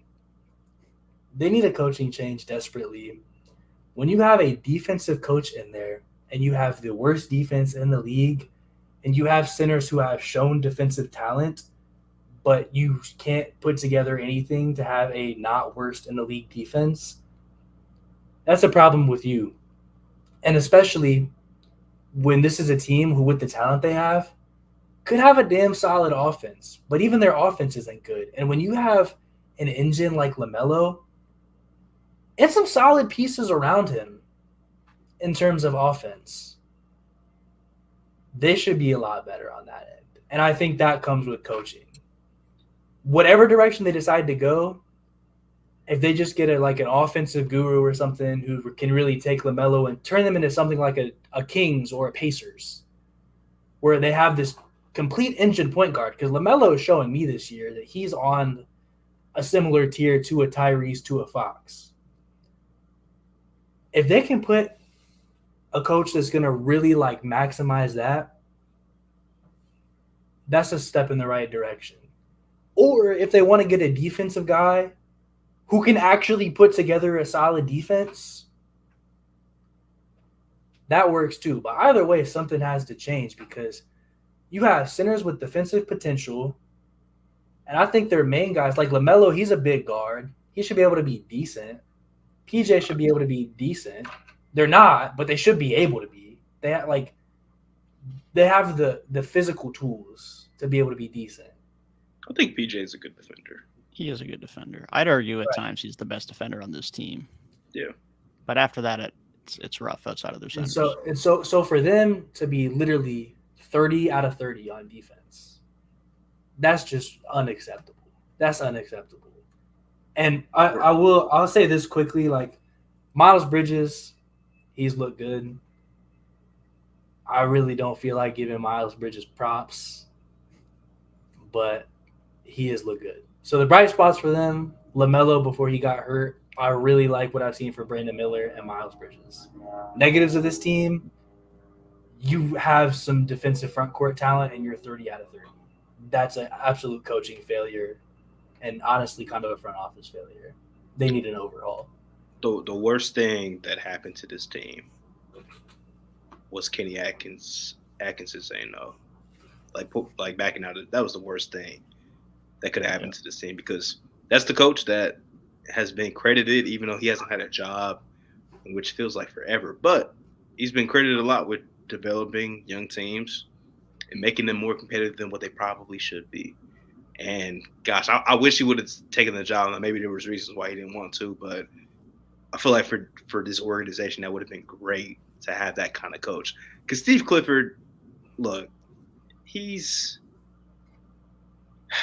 not that ceiling raising type of coach, man. He's just not that kind of guy. Like, if you have some vets, like a veteran type team, he can make them decently competitive, maybe compete like how he did in Orlando, do stuff like that, right? But he's not the guy that you want with a young team. It reminds me a lot of when the Pelicans went and got Stan Van Gundy. He got an older guy that's more of an old school type coach trying to mesh with these young 19, 20-year-old players. It's not a good match. You kind of got to read the room. Maybe you should get somebody that has more experience with young teams. That's the worst thing that happened. I'm glad you brought that up, Gabe. And really, there's not much for me to add on to what you said, other than LaMelo was playing so damn good, and they were a competitive bad team, a team we know is not going to be good. But we watched them beat the Celtics. We watched them beat Indiana. We watched them, I think, be competitive with the Bucks. They've been really competitive against some good teams. But you take LaMelo out of the fold because he does so much for this team on that offensive side of the floor. They're just not – they're bad. They're awful. They're not good without him. They're just really bad. So the fact that he was playing the best basketball of his career in another ankle injury, it kind of worries me just a little bit, because He had a couple ankle injuries last season, then another one on top of this season. Not sure what the timetable is supposed to be on that, but it's a little worrisome for somebody that's already had some injury history. And you just got to kind of keep an eye on it. I mean, I remember during draft time, that's why I think Dev, we were super adamant about them taking Scoot, because you're like, even though you got LaMelo, he's somebody that's shown can't really stay on the floor that much over the course of his career. So it's a little worrisome, and it's a shame because he was playing so good. I was on Twitter arguing with people about LaMelo Ball because I'm like, this guy doesn't get the respect that he deserves because he's in Charlotte. There's not a good team, but he makes them watchable, and without him, they're just an awful team. And it's a shame, but hopefully at some point, I'm sure this season will hopefully spark that front office to make a coaching change, and they can get somebody that kind of matches the war of this team. Maybe they trade off of some of those guys, some of those vets like Terry Rozier, Gordon Hayward, try and get some value for those guys. But we've been asking them to do that for 2 seasons now, and they still haven't done it. So, not much to say, but yeah, it sucks for LaMelo. That's the one thing that I'm just – because it looked somewhat promising, but it's not that much anymore. Yeah, it's definitely a concern with LaMelo. I mean, like you said, it's been ankle injury after ankle injury after ankle injury now, and it's a bit concerning because we've seen some guys like Curry who have had ankle problems and moved past them, but ankles are also one of those things that can linger and just continue to be an issue. So hopefully for LaMelo's sake, that is less of an issue for moving forward, but not a good start so far this year, despite the fact he was so good when healthy. I'd also start given the fact that we really didn't see him, Rozier, and Bridges play all three together on the same court at the same time. I mean, Bridges is only up to 6 games now. Rozier's up to 7. Multiple of those have been since LaMelo has been injured. So they haven't really seen arguably their top 3 guys on the floor together very much. So despite the fact that LaMelo was good and they were competitive, we still never really saw how good this team could be if healthy. And that was one of our main concerns coming into the year, of course, with LaMelo and some of the other guys they have on the team. Can they stay healthy? And so far, that just hasn't rung true.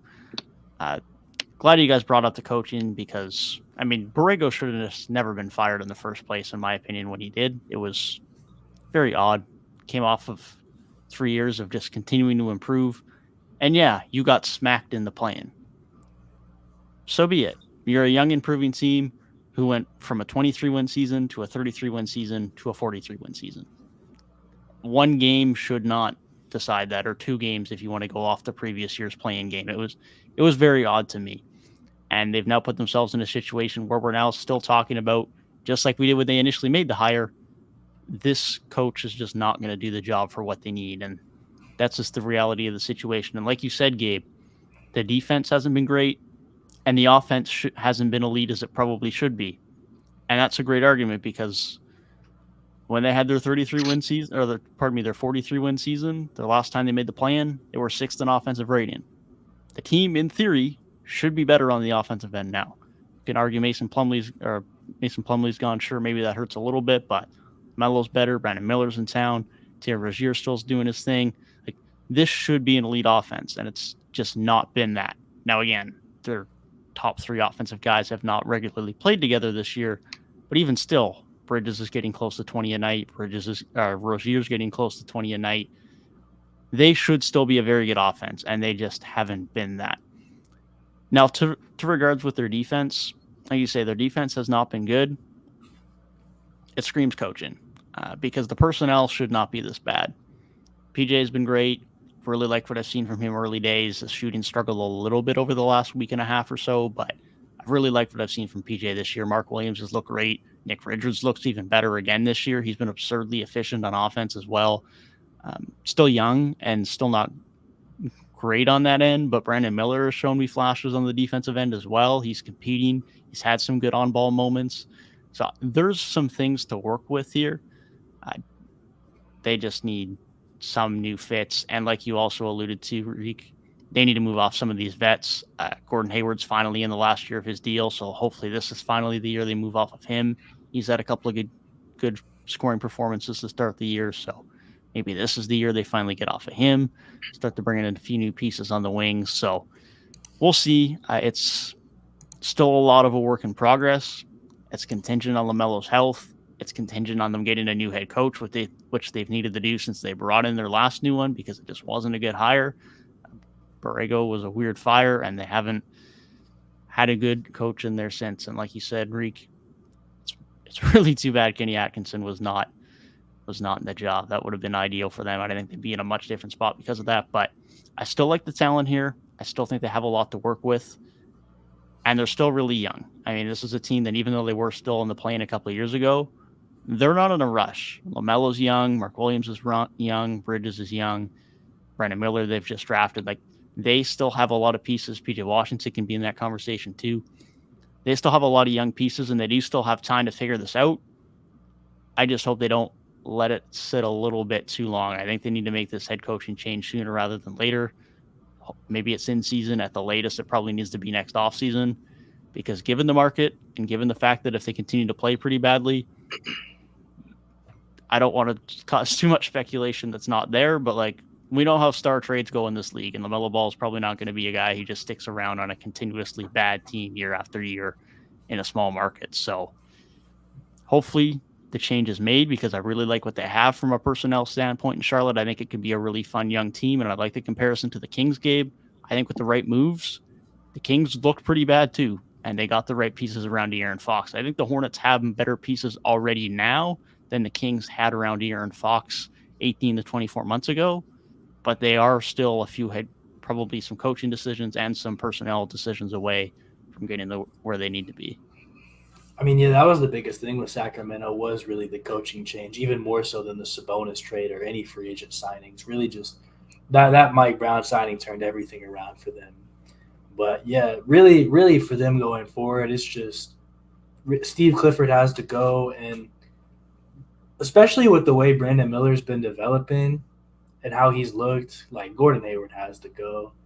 Personally, like, I'm not even mad if he's out of the rotation before the year ends. He's not efficient. He's not like a good defender. Like, I don't think he's providing anything. And if anything, he's just taking minutes and opportunities away from the two forwards that you have.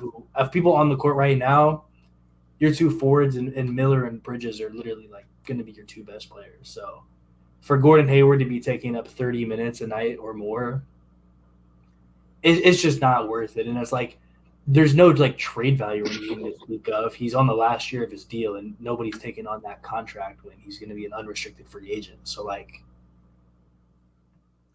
I would love to see his minutes go down before the end of the season. I will say that. That would be ideal. They just probably won't, because, well, at least in theory they won't and shouldn't, in the argument of just keeping his value up to trade him. That's the only argument there is for that, but that's hopefully their thought process. Maybe a team like Philly wants him when they flip a couple of their expiring contracts to get him, just to improve their depth a little bit. But that's really the only argument for him to be continuing to get as many minutes as he has been. I agree. If he's on this team in like February after the trade deadline, I'll just sit him the last 20 games. I agree, man. Because like, even though Bouknight's had his issues, give him minutes. You spend a top 10, 11 pick on him. Just give him minutes.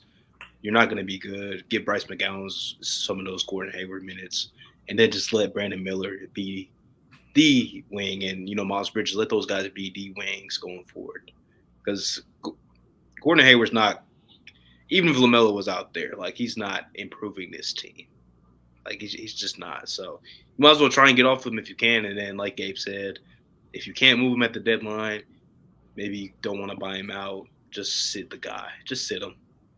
Because, one, that'll keep him healthy. So whenever he goes to his next spot, he can still get, a decent contract and try and make an impact, because we know he's another injury-prone guy. And two, you got plenty of young guys, even outside of Bridges and Brandon Miller, that could use some run on the court. So it would just be a smart thing. If you keep Terry Rozier, I don't hate that, because he's still a young-ish guy, even though he's been in the league for 7-8 years. But I wouldn't hate keeping Terry Rozier around, just because he's probably another reason why the offense hasn't been as potent, because we know what Terry can do. He's an explosive 20-point per game guy over the last 3-4 seasons. So he's definitely been missed in the rotation consistently since he's been out with injury. But with LaMelo being out, this just gives them all more reason to kind of buy into what we are. It's a bad team that needs to move on from their head coach. I wouldn't hate if they took a page out of the Timberwolves and the Atlanta Hawks playbook and signed the guy that they want right now, or mid-season or whatever, as a head coach. Because why not get that a little bit of a head start, build some continuity, see which guys you want to keep and stuff like that under the head coach. I wouldn't hate if they did that. But would they do it? Probably not. Steve Clifford probably has his job safe for the rest of the season, to be honest, because they just like the guy. They love the guy. They brought him back.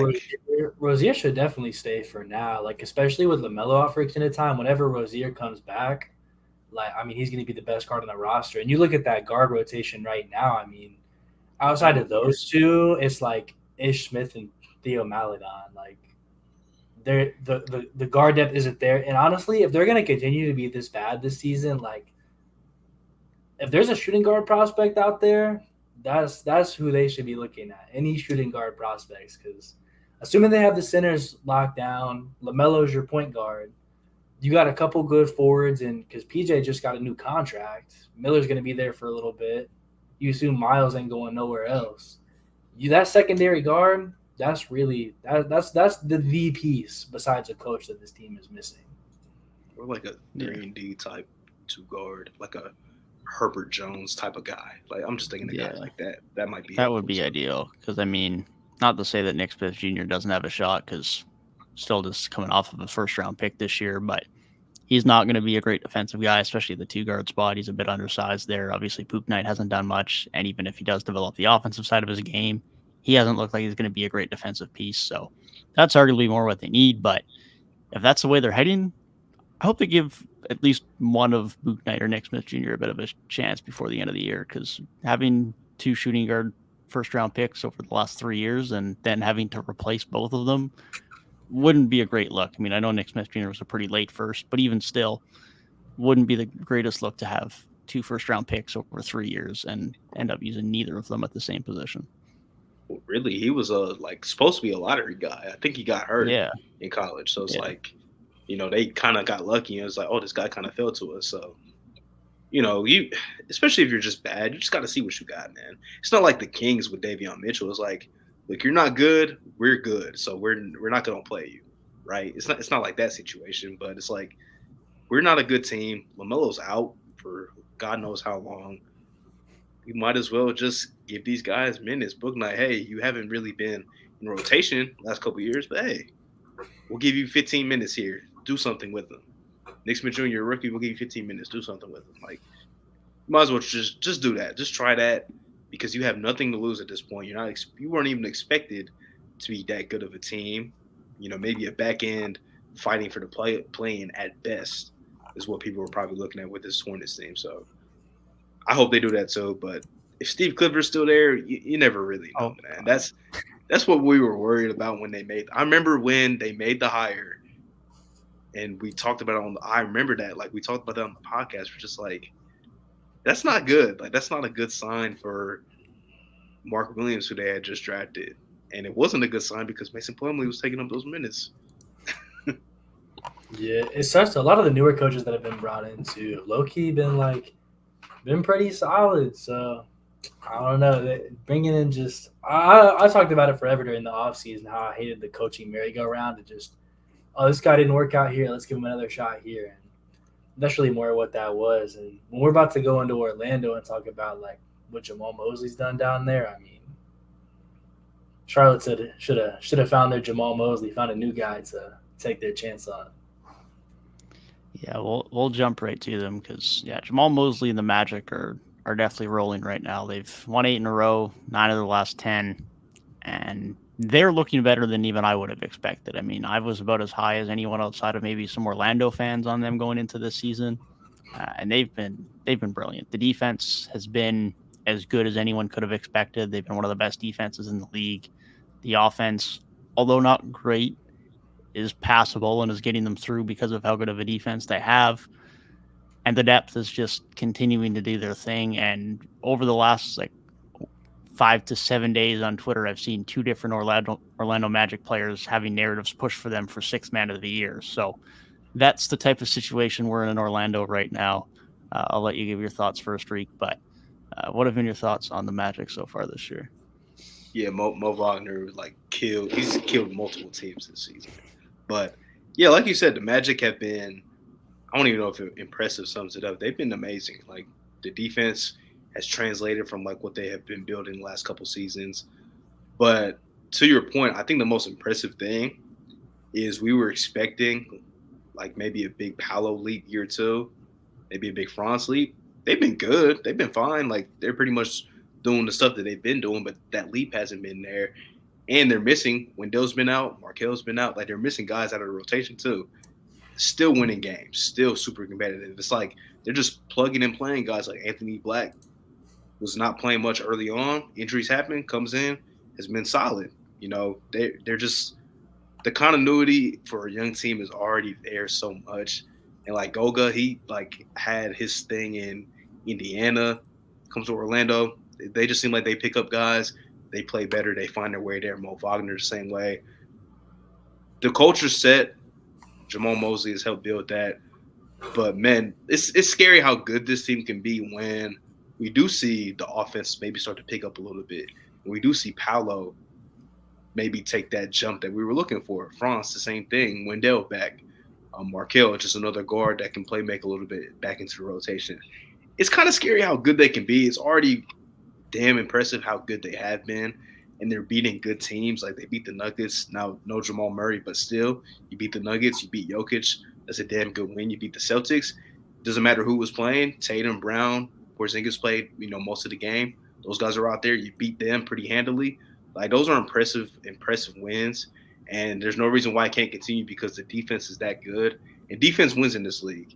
And on nights where your offense might not be might not be good, the defense can definitely carry you and keep you in a lot of games. And it's good to see a young team already having that kind of mindset because that's usually like the last piece for young teams to get is that gritty defensive type of mindset.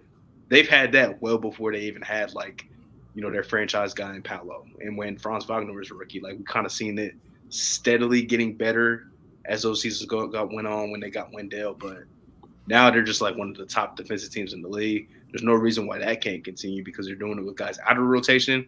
Once the offense picks up and gets better, which I will expect it to steadily improve because it is a young team that's going to have ups and downs, seems scary already. And the future is bright, but I think right now it's just as bright too. Yeah, really, like when you talk about like it's bright now, but the future is even brighter. That's how I feel looking at this team because we're talking about this second best defense in the entire league, and you're talking about that when your center rotation right now is literally like Mo Wagner and Goga Batadze. And credit to them for playing as well as they have and being able to fill in while Wendell is out. But I don't think it's unfair to say that Wendell getting back into that rotation is going to be another upgrade there. At the same time, even with the defense, being as good as they are when you lose your primary playmaker super early into the year in Markel to really more of a freak injury, I think it was like a broken finger, him coming back, like that should only increase the efficiency and the effectiveness of their offensive side, not even adding on to the fact that Paolo's really starting to find his stride right now. The past like 5 games or so, he's scored like in the mid-20s. So he's finding some consistency there. He's on a good stretch right now, and all of those have been wins. So him performing leads to just good things for them. It just shows me like for as good as they've been already, they're not even at their ceiling. Like even if they start to drop some games, as far as the total product and like what it's going to translate to in future years, like this isn't even the best version of them.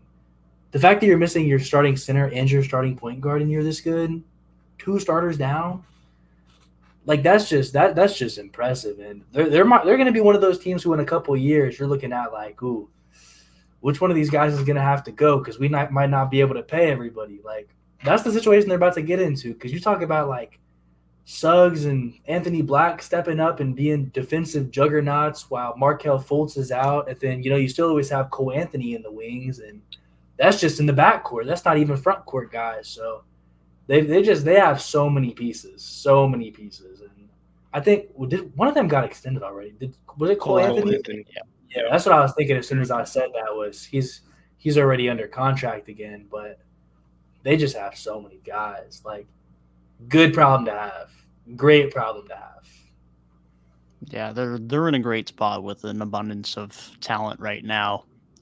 Of course, notably Markelle is the guard who didn't get extended this summer. He's going in the last year of his deal, so this injury doesn't help his case. And there's an argument by a lot of Magic fans right now, rightfully so, that they're a little bit skeptical as to where he fits into this rotation when they come back, because ultimately, as we've seen this year, the defense has been great and the offense has been better as we've gotten throughout the season. They're about middle of the pack now, but spacing has been the biggest concern, and that's going to improve when Wendell is back. Mo Wagner has provided some of that, but evidently Goga has been starting for them, and he's not exactly giving you any amount of spacing out there. So that'll improve when Wendell is back. But Markelle, in his 5 games this year, did not hit a 3. And that's just going to continue to be the thing for Markelle, as teams are not going to continue to respect the 3-point shot until it significantly improves. And although it has gotten a lot better, it's just probably not going to be his game at this point, and that's what the Magic need the most of right now. There's a reason why Gary Harris, since he's been back in the lineup, has started the last 2 games for them next to Suggs. They've needed that shooting. So guys like Gary Harris being back has been great. Jalen Suggs being up to 36% from 3 this year has been big and has been a big part of why he's been so much of a vocal point and getting so many minutes this year, outside of the fact that he's been playing at an all defensive caliber level from an on-ball and off-ball defense perspective. So we'll see how that goes with Fultz when he does come back. He still has a place, whether that's as a starter, whether that's off the bench, whether he gets moved, we'll see. But it's a good problem to have because, like we've said, Cole Anthony has been great. Got his extension this summer. Has already looked like he's playing over the value of that deal and is going to rightfully so be in 6th man of the year conversations. Jalen Suggs should be in all defensive team conversations the way he's been playing. Ridiculous stuff from him. He looks much more comfortable on the offensive end. He's been aggressive looking for a shot. The 3-point shot is up around league average now at 36%, which is great stuff. It was only about 32% last year, so that's been good to see. Anthony Black's looked productive as a rookie. And like you guys said, they've been great so far. They've been bright, but the future is brighter. I mean, Paolo and Franz have been nowhere near where they should be this year, and they're still nowhere near where their ceiling likely is going to be. The greatest thing from Paolo was that, and I figured that this was going to be the case, just not anywhere near this good this soon. Paolo's starting to show that one really bad month of 3-point shooting last year was really fluky, and he was showing that he was going to continue to improve his 3-point shooting throughout the back end of last year. And now he's at 43.6% this year. The volume's not significant, and there's still some shot selection where it's a little bit wonky, where he's just trying to create and force some 3-point shots where he doesn't need to. But this is a guy that people were, even from the first week or 2 of the season, were really questioning his perimeter shot. He's a 43% from 3. Like, he's probably never going to be a 6, 7, 8 3-point shot attempts per game guy, but he can shoot it if you give him too much room, especially off the catch. And we know what he can do getting downhill. The playmaking and the passing has looked better this year from him as well. So as a whole, I've just really liked what I've seen from this group. We've touched on the depth. Even Joe Ingles, despite a rough start to the year, has been a good add for them. Jonathan Isaac being back from injury has been great. Offensively, he hasn't been brilliant, but again, despite the lack of minutes outside of that, all defensive type of guy in terms of how productive he's been on that end. So the defense is going to continue to be elite. I think their stars still have plenty of more room to grow. Gabe, you mentioned how Paolo's been better the last few games. I think Franz just dropped over 30 tonight. So continue to see that. Markel's got to come back. Wendell's got to come back.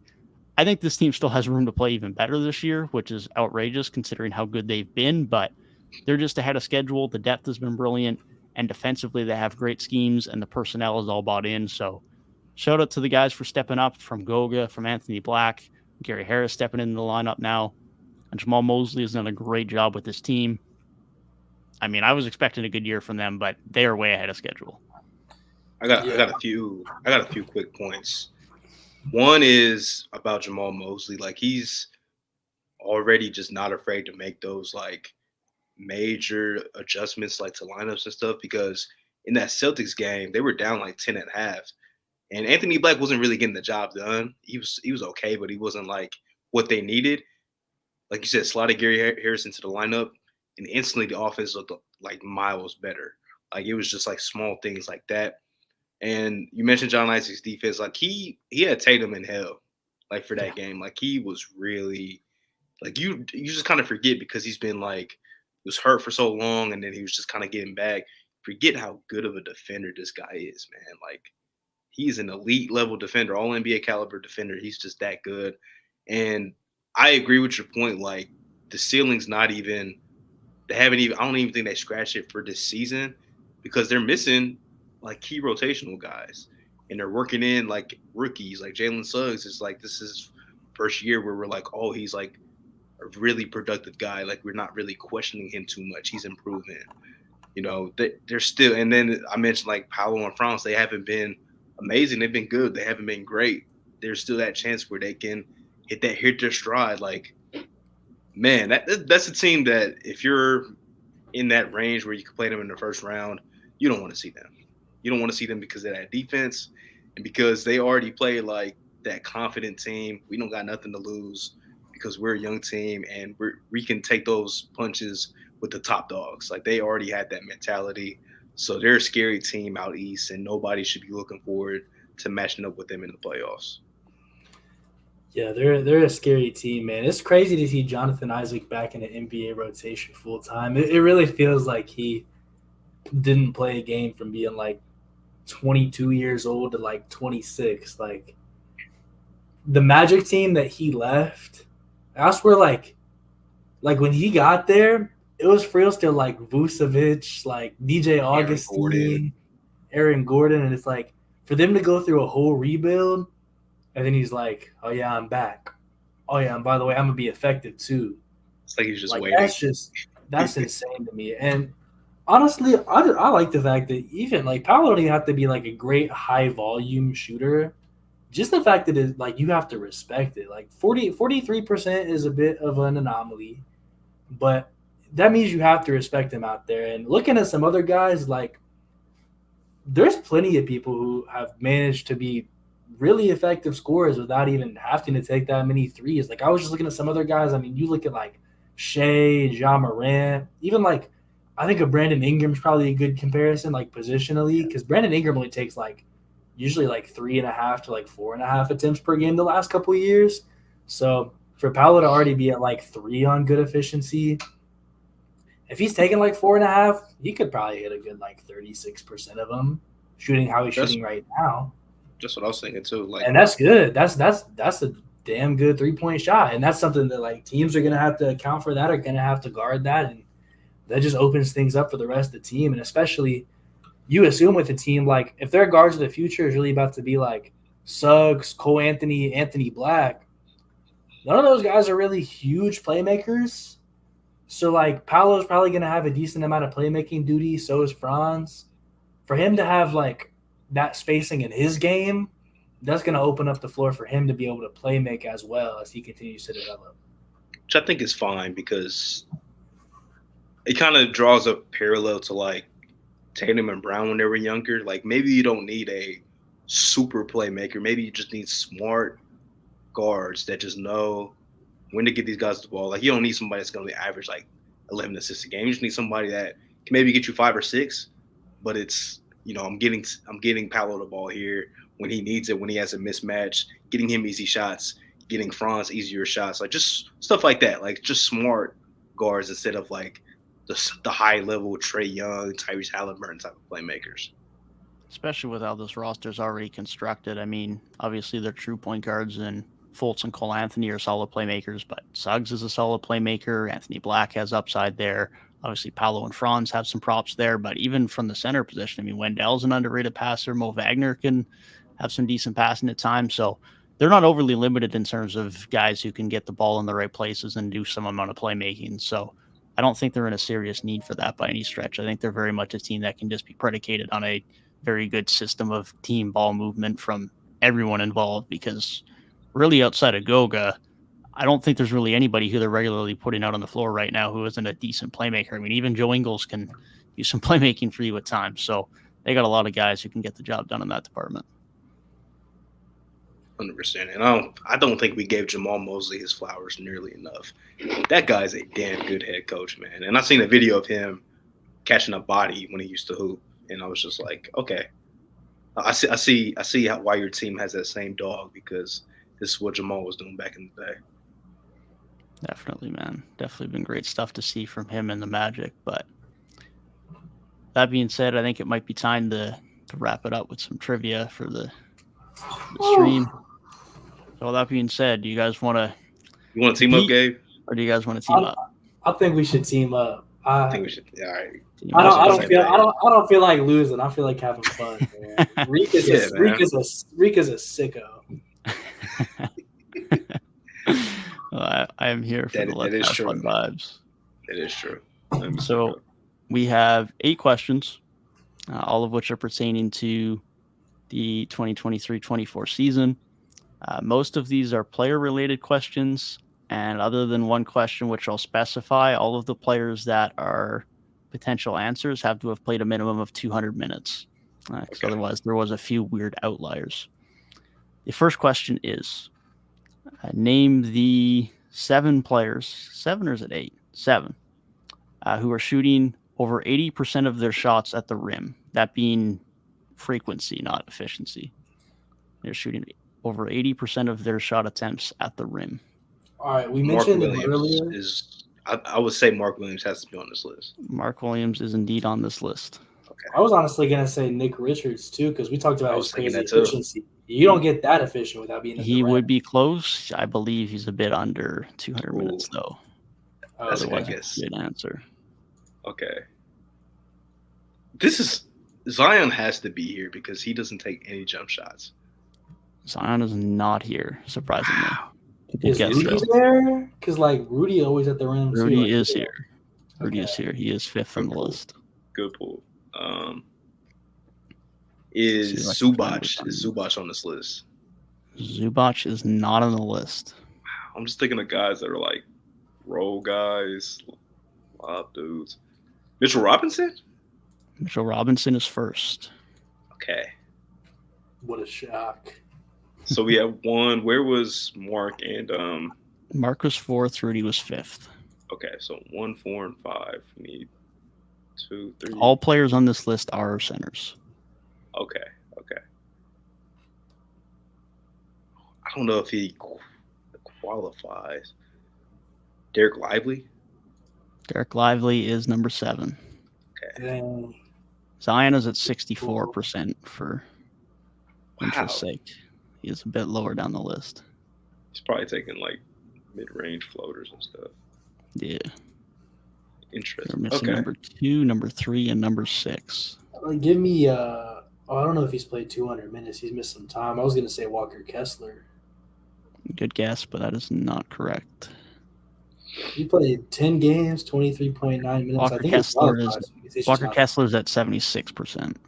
Yeah. He's close. I don't know if this guy meets the minutes threshold, but I'm going to say Onyeka Okongwu. That is another good guess, but it is also incorrect. He is at 65%. Okay.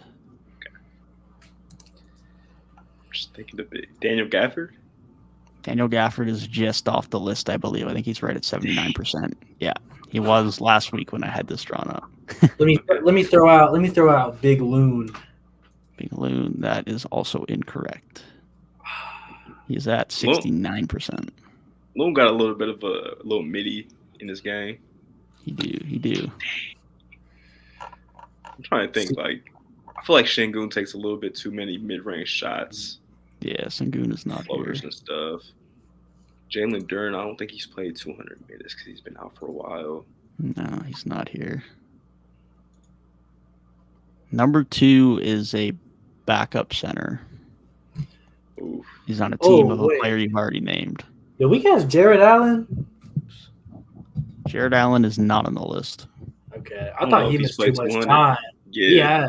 He's played 13 games. He's played 13 games at almost 30 minutes. So I thought he didn't qualify what he did. Hartenstein? It is not Hartenstein. Dang. He is at 74%. Okay, backup center on the team. He did take 2 threes against the Celtics, so as we show it.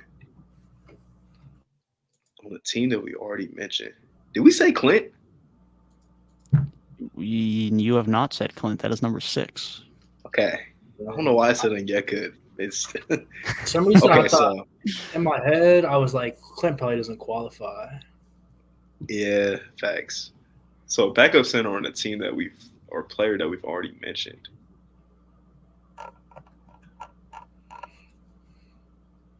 So we said Mark Williams. We already said Nick Richards. Like a team we mentioned like during this question.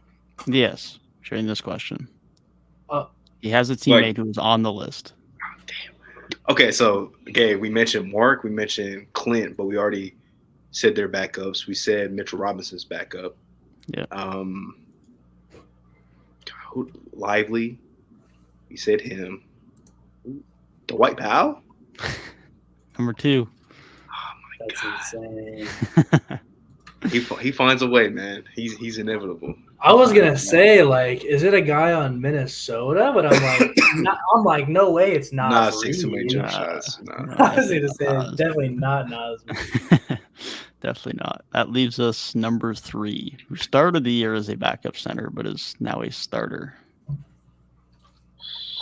Thanks to injuries. Ooh. Who's out right now? Starting.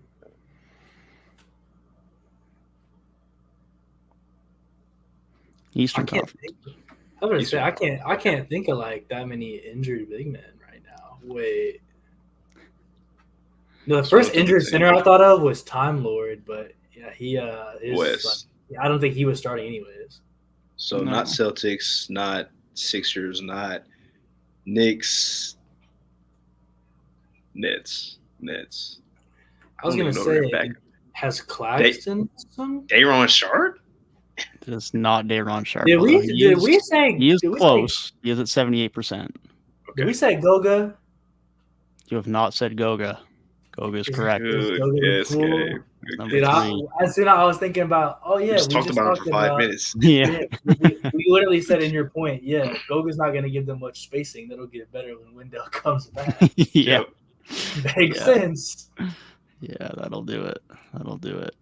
Okay, that is all for the rim shots. Now we move to mid-range shot frequency. There are 5 players who are shooting 60% or more of their shots from mid-range this season. Who are those 5? DeMar DeRozan.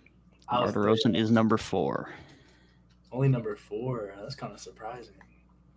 I feel like I don't know if KD's been taking as many minis this season, but he's a god. Very valid guess, but he is not up here.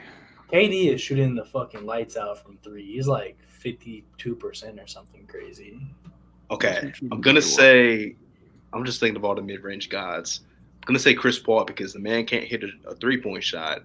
He's not getting to the rim, but he has to be getting his point somewhere. So I'm gonna say the mid-range is him. He is at 54%. He's very close. Where is Brandon Ingram at? He would be number 5. Good guess, on the list. He is at 62%. This man cannot hit a 3 this year. Oh, I'm trying to think who else, man. See, some of the other guys like don't shoot a lot, like a Shea, for example. I'm like, he ain't really taking media. He's just getting at the rim. Yeah, Shea's at 53%. Tatum's been taking a lot of middies, but I don't know if he's 60%. No, he's not close on this list. Interesting. Okay. Jalen Brunson. Even though he's been taking a lot of threes, but I'm going to still say Jalen Brunson. Yeah, no Jalen Brunson on this list. Yeah, I was going to say Donovan Mitchell, but he's been taking a lot of threes. Yeah, no Donovan Mitchell either. Two of the guys on this list are bigs. 2 bigs that are taking middies like that. There are 2 bigs on the list. Sabonis? That is incorrect. I was going to say he doesn't get out there that much. No. I don't hate the guess. A bit more this year, but definitely not that much. Okay. I'm thinking. Miles Turner wouldn't be here. Giannis wouldn't be here. Brook Lopez doesn't take middies. I don't think Kristaps would be here. He takes a lot of threes. I'm going to guess Nas Reed just because he's been. I was thinking Nas. Valid guess, but that is incorrect. Man, He's not shooting a ton of middies. Bam? That is a great guess. That is number one. Wow. Bam's been living in Bam. mid-range this year. He's at 66%. I know he loves that lefty in and out pull up, but damn, 61. That's crazy. Yeah, he's been living in mid-range this year. So we got one more big. Try not the bigs out of the way so we can just focus on the rest. I just feel like the other big, like it might be a swerve and literally be like Victor. I was thinking Vic. I ain't gonna lie.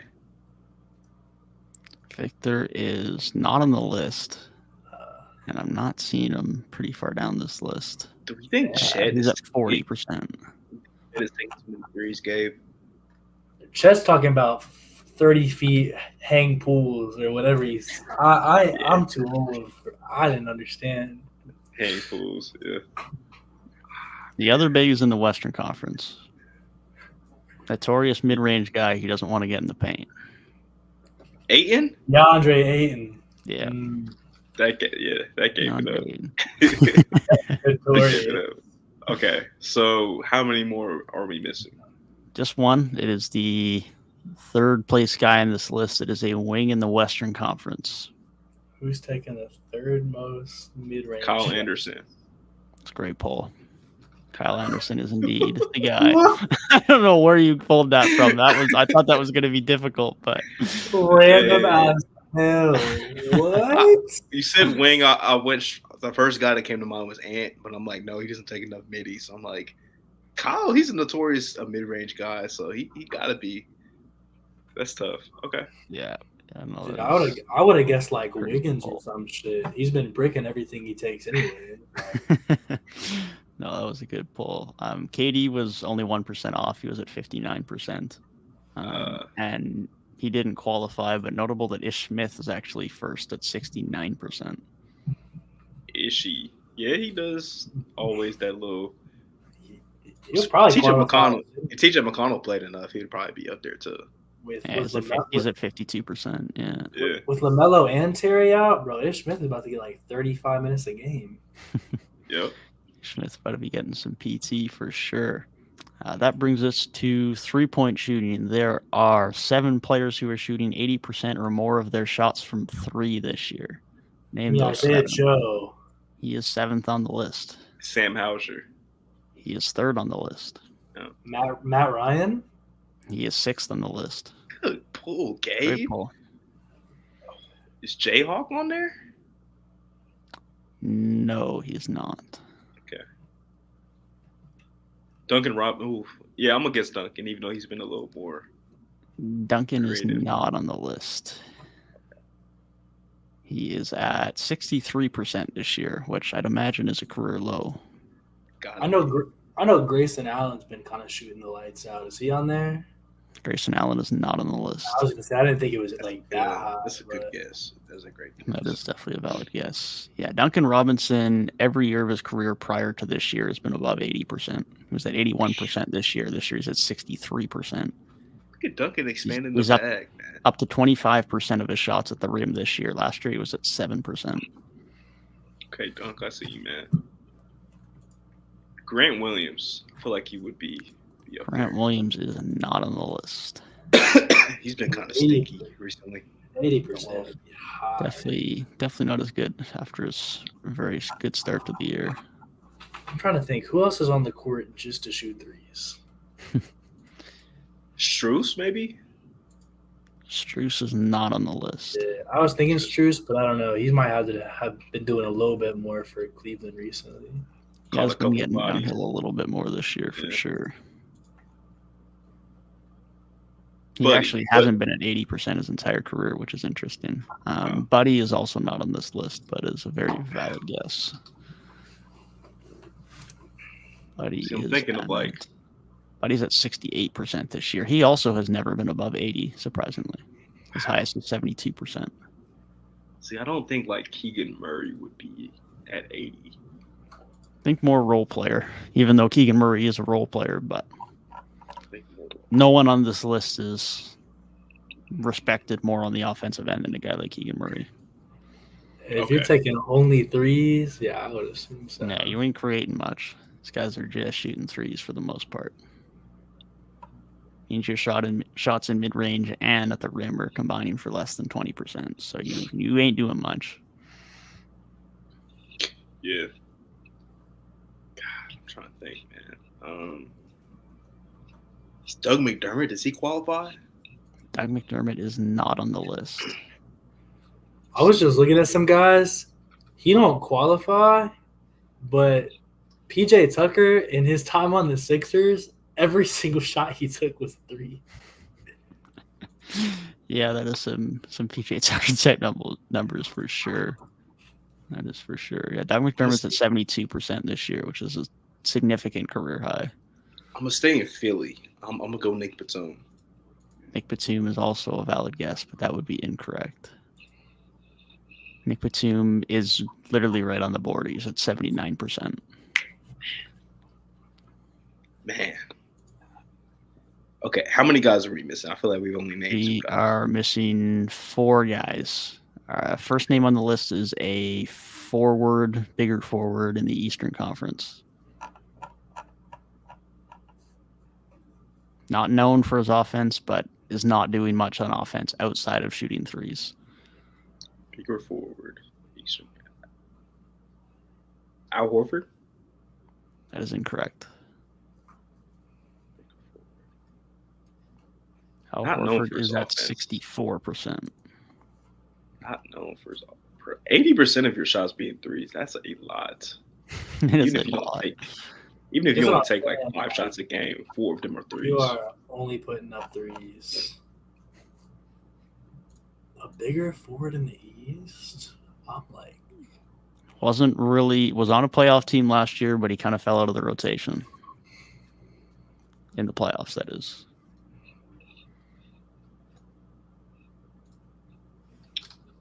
Out of the rotation. All right, let's go. Okay, let's go through the playoff teams last year. Got the Bucks.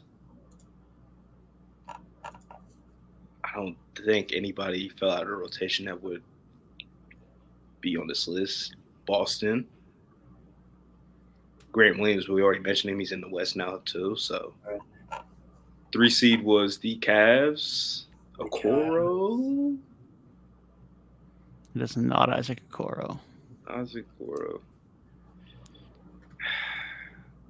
Bigger forward. Who else was falling out of the rotation? Like Dean Wade? Yeah, I was going to say Dean Wade. Dean Wade is indeed first on the list. Okay. Dean Wade? Yeah. I told you got to think of not overly significant role players. He shot 90% of his shots from 3 this year. God.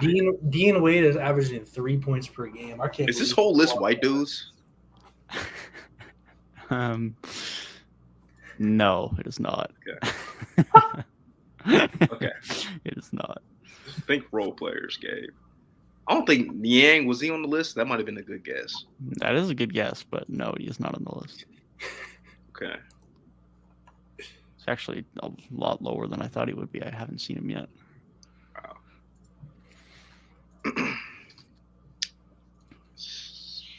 Give me Torrey Craig. That is also incorrect. Next easiest guy for you guys to probably get on the list. He's a starting shooting guard in the Eastern Conference. Starting to out east.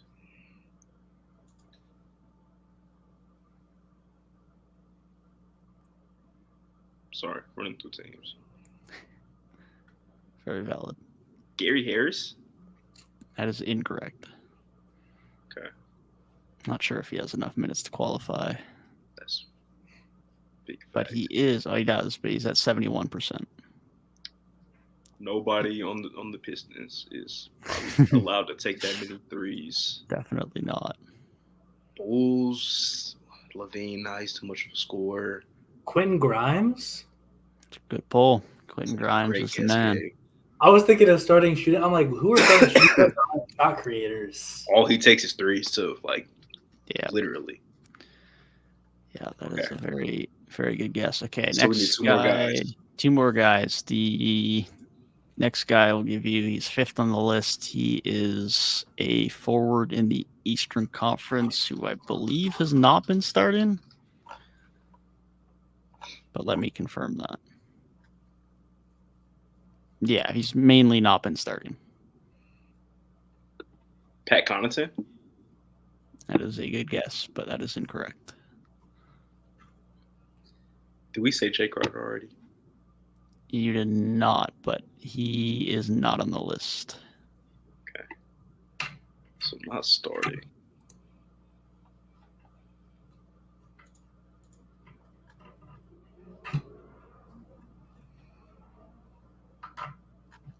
Try to think, man. Fringe starters. You got is Royce O'Neal? It is Royce O'Neal. He just hit like 6 last night, too. That's really a great good guess, polls. Gabe. Great Gabe polls. is cooking, man. Okay, number 2 on this list is difficult to say the least. He is a guard in the Western Conference who is not a rookie, but for all intents and purposes might as well be a rookie because prior to this year he had played 1 game. What college did he go to? He went to Richmond. God, that doesn't help. Who played 1 game last year and came out the woodwork from Richmond, bro? In the West? Point guard. Think of a team that's been desperate for point guard play this year. Not to say that you guys even know who this is. This might just be one I have to give you guys. But the Jazz, but Keontae George, no. I'm desperate for point guard play. Is he like, does he play a lot? He is averaging 17.6 minutes per game. He has played 13 games and started 7. Okay. Brandon Goodwin? That is incorrect. When I think of teams that am I even thinking of the right Goodwin? The one on the Suns? Yeah, I figure that's okay. We're thinking San Antonio really needs point guard play. We literally talked about it earlier. But outside of Trey Jones, who else would be getting minutes? Phoenix, because of their situation. Outside of Goodwin, I don't think any other. Portland because of injuries, but like they've at least had Sharpen. It might be somebody on Portland. There. And then Denver because Jamal Murray missed time. But Reggie Jackson. You are missing the team. Kings, Lakers. Who else desperately needs a point guard? The Lakers, their guys weren't really the Grizzlies? Oh. Be honest, who was on that team? I can't watch a Grizzlies game. Yeah, that's bad. I might have to give you guys this one. This is a tough one. I can give it to you guys at any point if you want, but bro, I'm just looking at the roster. I'm literally looking at the Grizzlies roster right now. No, this is a tough one. Luke Kennard is on the roster, but Luke Kennard is close. He's also at 79%. Bro, the only players on this roster that are listed at the point guard position is Marcus Smart, Derrick Rose, and Ja. Like, he's not even a real point guard. He should be. Basketball Reference has him as a point guard. Who is this guy? What? I haven't looked at the Grizzlies roster. I'm going to look at the Grizzlies roster now. I'm looking at the Grizzlies roster on Basketball Reference. Yeah, he's fully not on the list. That's hilarious. I mean, if you scroll down to the stats, he should be there. But yeah, he's there. He's there in the stats, although it doesn't list him as a point guard down there. But no, he's fully not listed on the roster, which is hilarious. Is it Jacob Gilliard? Oh, it is Jacob Gilliard. Bro, I'm about to hit you. I'm about to hit you with the nastiest who of all time. Hey, Reek, he's standing up for the short Kings though. He's 5'9". Damn. See, I haven't watched a Grizzlies game since like their 3rd game of the season, maybe. And yeah, it's been he wasn't on the team at that point. That's very valid. He played 41 minutes in the one game that he played last year. Yeah. I assume it was the last game of the 3 season. shots. Must have been when Kenny Lofton had that like 42-point game. So probably he had 7 dimes, so probably good for him. Shout out to Jacob. Yeah, his one game was on April 9th. So I do. So that boy, he's in his 17 minutes, he's able to put up threes and only threes because he's like, okay, good for him. Yeah, that was definitely the biggest outlier name on the list for sure. That is definitely the most difficult one to We get. weren't guessing that one. Yeah, that was a pretty brutal one for sure. Another question I had on here, which I'm not going to give you guys, but I'll mention just for curiosity's sake, was which three players are shooting 100% at the rim? This was going to be brutal because, of course, these guys are not shooting very much at the rim. So notably, of course, two of those names are guys that are shooting 80% of their shots from three, those being Dean Wade and Jacob Gilliard. CP3 is the other one of those guys. I think they all have taken like one or two shots at the rim. I told you, man, Chris Paul's not getting to that rim. He is definitely not getting to the rim this year. First step is gone. Next question on the list, back to efficiency. Which players are shooting 60% or better from mid-range? And this is for players that have taken a minimum of 10 shots from mid-range. Gotta be KD. KD's been so efficient. Minimum of 10, though, Gabe. D is not on the list. Really? Dang. He is not on the list. I think DeMar takes too many to be shooting 60% from mid-range. He is indeed not on the list. I'm going to say Tatum because I don't think he's missed that many mid-range shots. So I'm going to guess Jason Tatum. Tatum is also not on the list. We're washed. Al Horford. Al Horford is not on the list. Okay. Are any of these guys notable names? One is. The rest are all, or three of them are starters outside of that. One of them's being a starter somewhat throughout the year. For actually one of the other guys that are on the list, funnily enough. But okay. Okay. I feel like we should think of guys from that last list because they're probably not taking that many mid-range shots. So maybe none of these guys are really on super limited volume. Okay. Naz Reid? Naz Reid is not on the list. Most of them are on crazy volume, but most of them are like at least a midi or two a game. Duncan Robinson. That was also incorrect. Damn. We're cooked, Gabe. Bro. The star player you guys should be able to get. After that, it's tough, but Booker? That's a good guess, but that is incorrect. The star player we should be able to get. Steph Curry.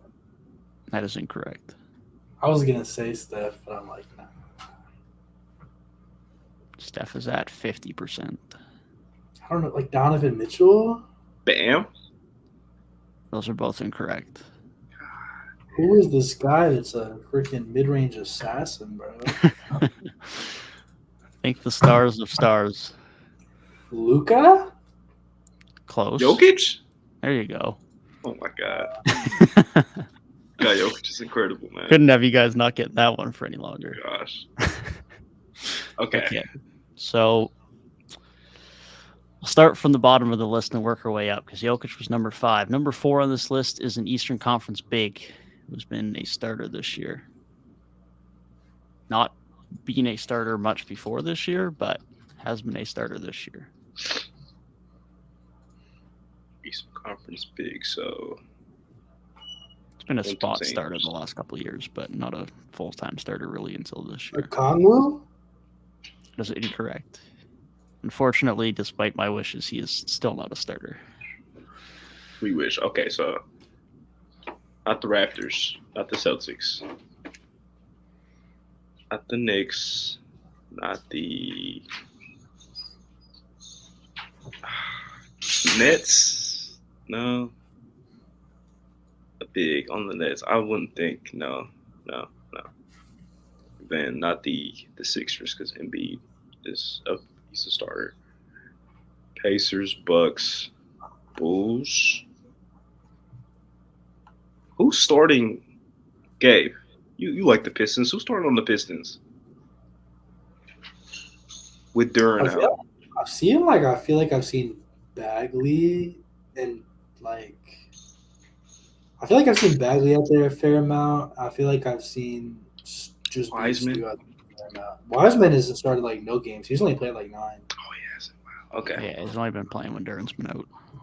And then I don't think I said the Bulls. So not the same. Oh, no, Cavs.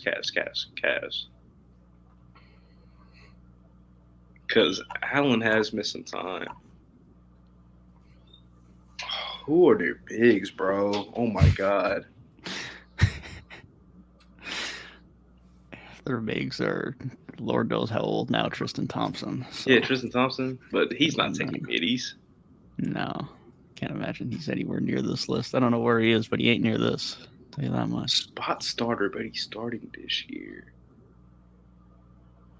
Wizards have Gafford, Mark Williams. The Nets are starting Dorian. I don't know if that's really a big. No, it is. I mean, he's not the truest of centers, but he is primarily a center.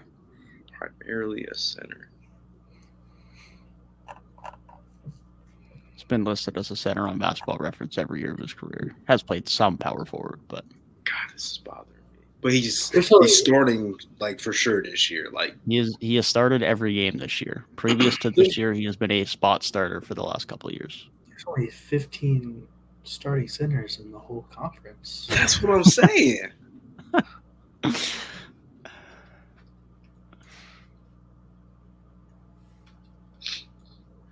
Like I'm looking at every team, like Nets, Celtics, Knicks, Philly.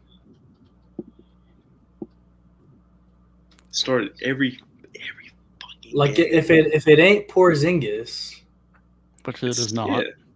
Which he hasn't even started every game. No, and he's at 55%. Yeah. No, this guy has started all 15 of the games he's played in. Embiid has been a starter forever. Mitchell Robinson's been a starter. All 15 of the games he's played. Okay. Started every game. Brook Lopez. That is incorrect. Okay. He hasn't been a spot starter either. Yeah, I know. I'm just Hurdle's been a starter forever. Miles Turner's been a starter forever. Vooch, Jarrett Allen.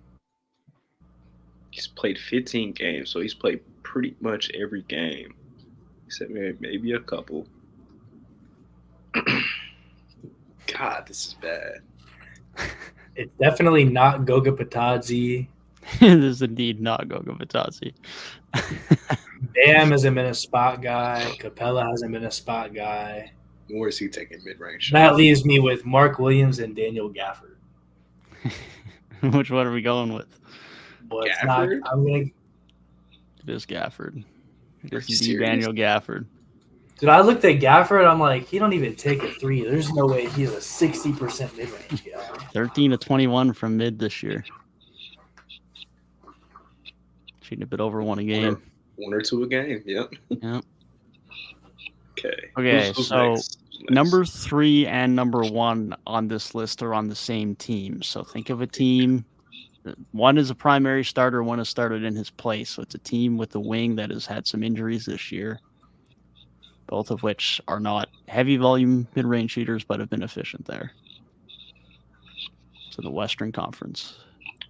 Okay. Okay. So, not Kevin. Wings, man. Wings. Nobody on the Warriors is shooting that good. So I don't think. I was like Harrison Barnes or something, but Barnes hasn't missed time. No, he's not. Rockets. No. I don't think Dylan Brooks is taking that many mid-range. Definitely not. Last year, maybe. This year, definitely not. So one starter and then his backup. The one you may think of more of a guard than as a wing, but has been filling in for a wing. Okay. Is MPJ on this list? MPJ is not on this list.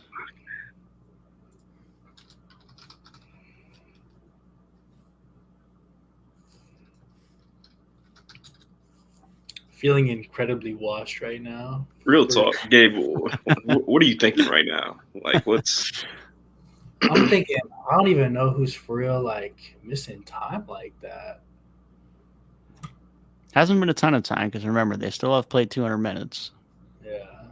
but they have missed some time and enough time for said other guy to have played more than 100 minutes than him or over 100 minutes more than the other guy. Right. So, Western Conference, man. Desmond Bain. He probably hasn't been efficient enough. Yeah, I don't think it's Bane. It is not. Brandon Ingram, probably not shooting 60%. Not quite. No, we said we got the 1-star guy, so I'm just thinking of like mid-level starters. Yeah, facts. Jaden McDaniels. That is one of them. Jaden McDaniels is number 3 on the list. Shake Milton? That is incorrect. Are these even the same two guys that, like, or those separate guys? Like, is McDaniels the starter that we were referring to? Yeah. Is Nikhil on there? Nikhil is number 1. Okay. Nikhil is number 1 on the list. The most improved agenda. Improved. He's at 68% this year. Wow. That leaves one guy who's second on this list who is a Western Conference starting center. Shooting 66% from mid-range this year on 41 attempts. You said Nikhil is a 60% mid-range shooter when his field goal percentage is only at 39? That's insane. Yeah, I mean, he's only taking 19 shots from mid-range. But yeah, he is 68% from mid, but he's 34% from 3, which is on triple his attempts from mid-range. So. You said Western Conference starting center? Is it Ayton? It is not Ayton. That is a very valid guess, though. Nurkic. That is also incorrect. 41 attempts. That's a lot. Nurk sucks. He's bad. Okay. 41 attempts, man. No. Is that 51% from mid-range? Not a star. Yeah. So I was thinking AD. Sabonis is much of an all-star. Who'd you say, Gabe? Valanciunas? It is not JV. Dang. That is valid, though. He has been shooting pretty well this year.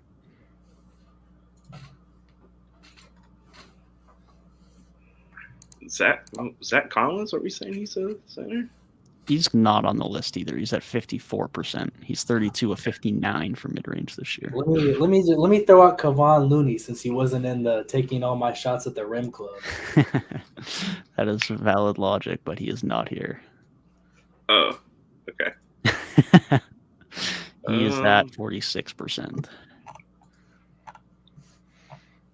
I will admit this is not typically a guy you think of as shooting mid-range shots. Walker Kessler. That is incorrect. Zubac? That is correct. What? It is Zubac. Did you said not traditionally taking mid-range? I'm like, yeah. Zubac, I imagine him at the rim the whole game. Big Sue? Wow. Yeah, no, that's crazy. His career high field goal percentage for mid-range is last year at 53%, and this year he's at 66%. Really good mid-range game this year. Expanding his role. Okay, we got 3 questions left. The next one being, which players are fouled on over 22% of their shot attempts? There are 5 players. He's not on the list. That's crazy because, bro, I think Embiid has literally 80 more free throws than anybody else this season. Damn, guy just be shooting the ball a lot. Sorry, finish the question. yeah. They're fouled on over 22% of their shot attempts this season. I adjusted this one to be a minimum of 180 minutes as opposed to 200, but 5 guys who are fouled on over 22% of their shot attempts. Okay. These are all bigs or power forwards. Mitchell Robinson. That is incorrect. I was about to say DeMar DeRozan after watching them play the Raptors early in the year. Oh my God. Their shot attempts, man. I'm trying to think. Giannis gets fouled a lot. I I'm gonna say Giannis is Giannis. number 4. Giannis is number 4. Yeah, because Zion? AD gets a lot of like side to side swipes and stuff like that. I don't know what Zion's whistle is like, but I'm gonna guess Zion because he's a physical guy. I think he takes enough, man. Yeah, he's close. He's at 20.2. Ooh, Rudy Gobert. I think he would be on this list. Rudy Gobert is at 23%, so that is correct. It's a very good pull. Yeah, Embiid was close too. He's at 21.3%. That guy. He's very close there. I know DeAndre Ayton is not getting fouled. Nah, he's going to be one of the worst ones for bigs. Oh, sure. I don't know if his minutes are there, but Andre Drummond? That is a very valid guess, but that is incorrect. He's at 17% this year. He's actually fallen off a couple of these lists over the last week, funnily enough. What if they're just fouling Goga? That'd be crazy. Goga, the foul draw. That would be interesting defensive strategy, but yeah, no, Goga is not here. Yeah, Ayton is at a career low 5.7% this year. That's saying something. Does not get to the line. That is in the 13th percentile for bigs. Ugh.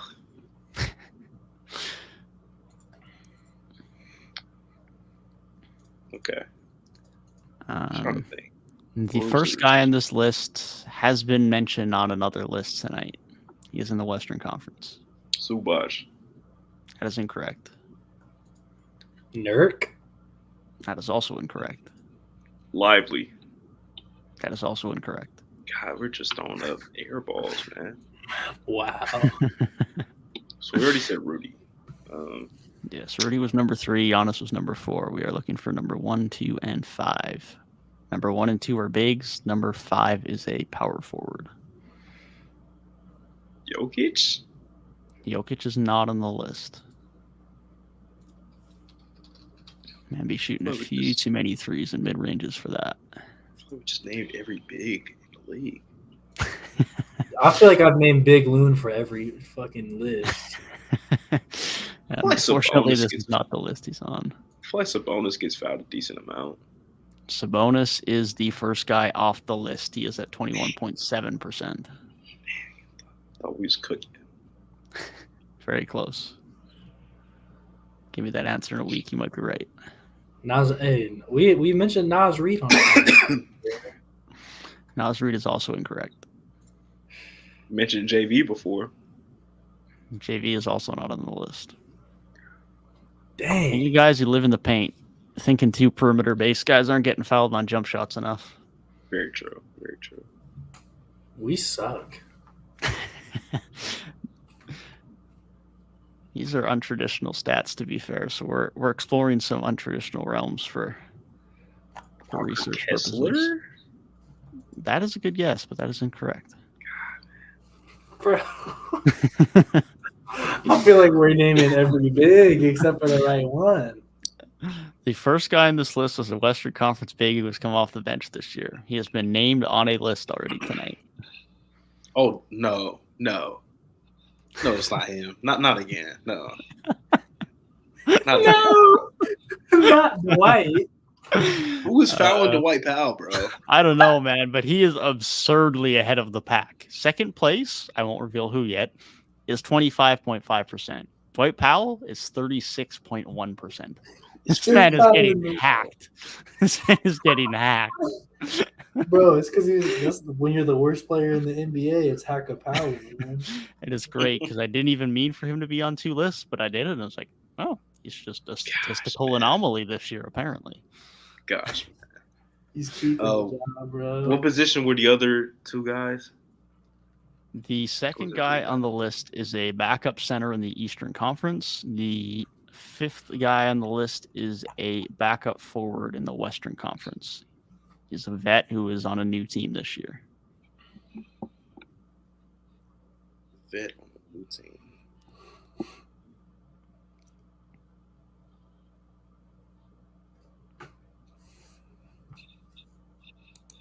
Derrick Jones Jr.? That is incorrect. And be getting a little bit more comfortable from 3 this year, which has definitely been nice for the Mavs. Yeah, career low in that department this year, actually. Would Jeff Green be on this list? Jeff Green is number 5. The ultimate. Maybe going to post for everyone and drawing fouls. So it's a backup center in the East. Is this second guy? Correct. Day'Ron Sharp. He can't shoot free throws. That is incorrect. Day'Ron Sharp is at 20.2%. He's within the top 10, just behind Embiid. Close. Backup big. Come on, Gabe. It's not. So we know it's not Drummond. It is indeed not Drummond, and we've Al also Horford's- determined it is not Goga. Al Horford's not getting fouled because he shoots so many threes. Do the Raptors even have a backup big? Boucher, I guess, but no, he's not getting fouled like that. Boucher's been decent, but Boucher actually has been getting fouled a lot, but he's not on the list. He is at 19% though. Wow, higher than what I thought. If he didn't shoot so many jumpers, he'd probably be on there. Yeah, he definitely We would. already said Sharp. Yeah. Who is Embiid's backup? Maybe Nick Richards? Question mark. That is correct. Good pull. Richards is second at 25.5%. He was the amendment for 180 minutes because he has quite literally only played 180 minutes. We were overthinking it. We've talked about Nick Richards 30 times on this podcast. We talked about that super efficient at the rim, and I'm like, would he be as efficient if they were hacking the shit out of him? But Well, that would help with efficiency if he's getting hacked. that's true, yeah. Definitely. Okay, that leaves us with 2 more questions. We have 1 player-based question, 1 team-based question. To split it up, we'll go with the team-based question next. Only a 2-team answer. Which 2 teams are highest in net rating over the last 2 weeks?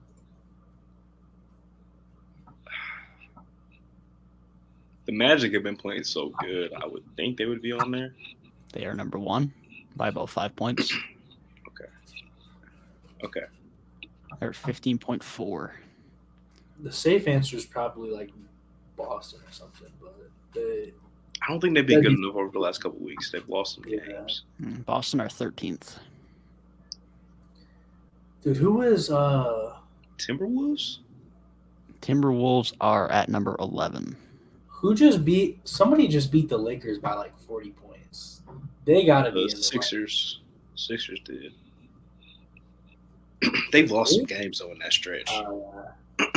Yeah, they have. You beat somebody by 40 though. You get a little. The Kings? The Kings are not on the list. They are where? Why can I not find them? Apparently, I can't see them. Damn, they're that bad, huh? I don't think New Orleans has been that good, but their losses have all been really close. They are close. They are number 5. The Kings are number 15. Trying to think of who's on some fat win streaks. The Suns have been really good. They just lost their 7-game win streak tonight. This might be the other Florida team. I'm gonna go with the Miami Heat. That's incorrect. They are number 9, and Phoenix are number 4. They are close, but they are not quite there. Phoenix has been. They've been playing good. Phoenix was on a win streak. Minnesota wasn't losing Oklahoma City. That is correct. They are number 2 with a net rating of 10.5. I literally talked about it earlier. They're third in net rating for the season. 2 teams on the list that we talked about today. Was not planned, but if I could get an answer that gave me Orlando and OKC as the 2 teams, I had to do it. Perfect. Had to do it. Okay, the last question brings us to the defensive end. What 2 players are blocking 4% or more of opposing teams' shots? I said 2 in the question. For some reason, there's 5 on the list, actually. There's 5 players, 3 of which are in the East, 2 of which are in the West, all of which are, well, actually, I was going to say all of which are bigs. That is not true. I'm going to go with the Thompson twin then. That is not correct. I'd say 4 of which are considered bigs. One is more of a forward. So is it like 4% of shots that they contest? Just all team shots. 4% of shots that the Oh. other team shoots in a game, they are blocking. Oh, okay. Look, I have to guess Victor because we know like He is indeed on the list. He's at number 3. Victor. They've been asked, but I'm gonna guess Jaren as well, just because we know what he does with blocks. He has unfortunately not been doing it this year. He is not on the list. I'm gonna go with the deep boy right now, Rudy Gobert. He is also not on the list, surprisingly. Bam's been really good, but 3.6. do we think he's blocking shots like that? He's been really good defensively, though. I almost want to say Chet just because of how fucking big he is. Dang.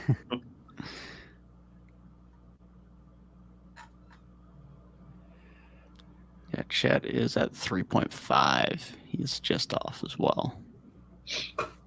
Something that might help on this game is teams with slow paces because it's less shots. Yeah. Trying to big brain this. Less shots going up, but they're still blocking. Not at all a bad idea. Also going to be playing enough for the most part. One of them's an anomaly to that on this list. But some block. Kristaps was blocking a lot of shots. Is he on this list? He is not on this list. He is at 2.7%. Walker Kessler. Mark Williams? Walker Kessler is at number 5. He indeed be blocking shots. Mark Williams is not on this list. Yeah, they suck too bad. Nick Richards is actually above him. How did I get 4 and 5 and not any of the top 3? How'd that work out? Wemby was 3. 3 and okay. 1, 2, and 4 remain. Did we say Anthony Davis? You have not, but he would not be on this list. He is at 3.8%. He is one of 3 guys that are just on the outside looking in. The other 2 being Miles Turner and Goga Batadze. Mitchell Robinson is also not here. Nick Claxton probably ain't been on the court enough. Yeah, I feel like I haven't seen him play since like opening night. Yeah, sure. He's been like 8 or 9 games. Been a minute. Clint Capella.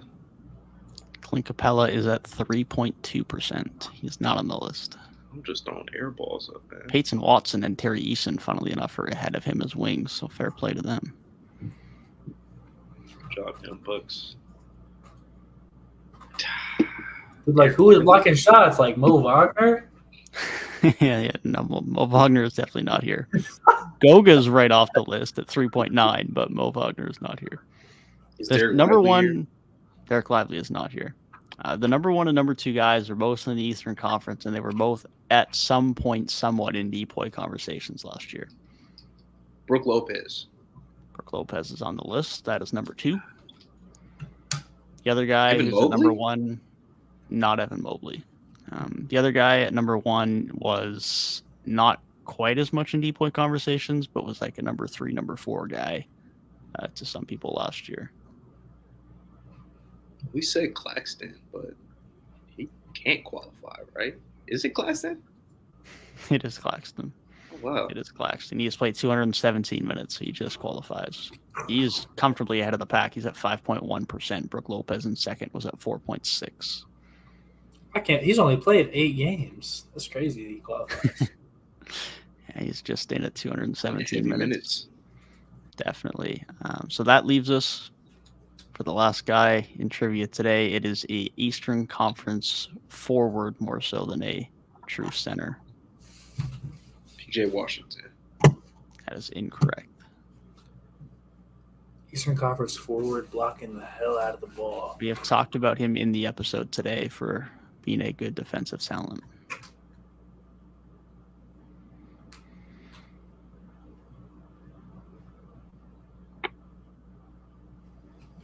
Forward. Good defender. Starter? No, he is not a starter. That might help. Not a starter.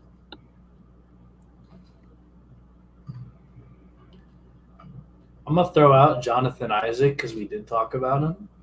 Very good pull. Jonathan Isaac is Good fourth guess, on the Gabe. list, despite being off the bench. He's been swatting stuff when he's been on the floor. That's for sure.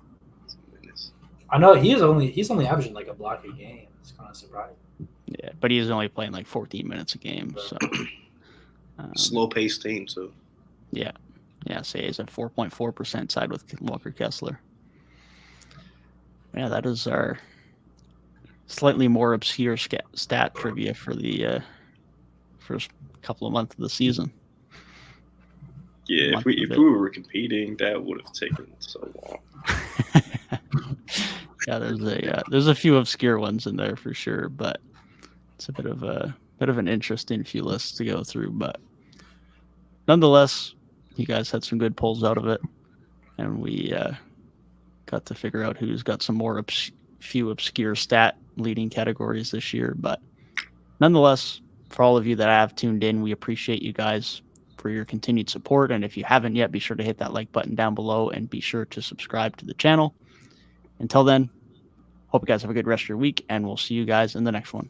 Peace.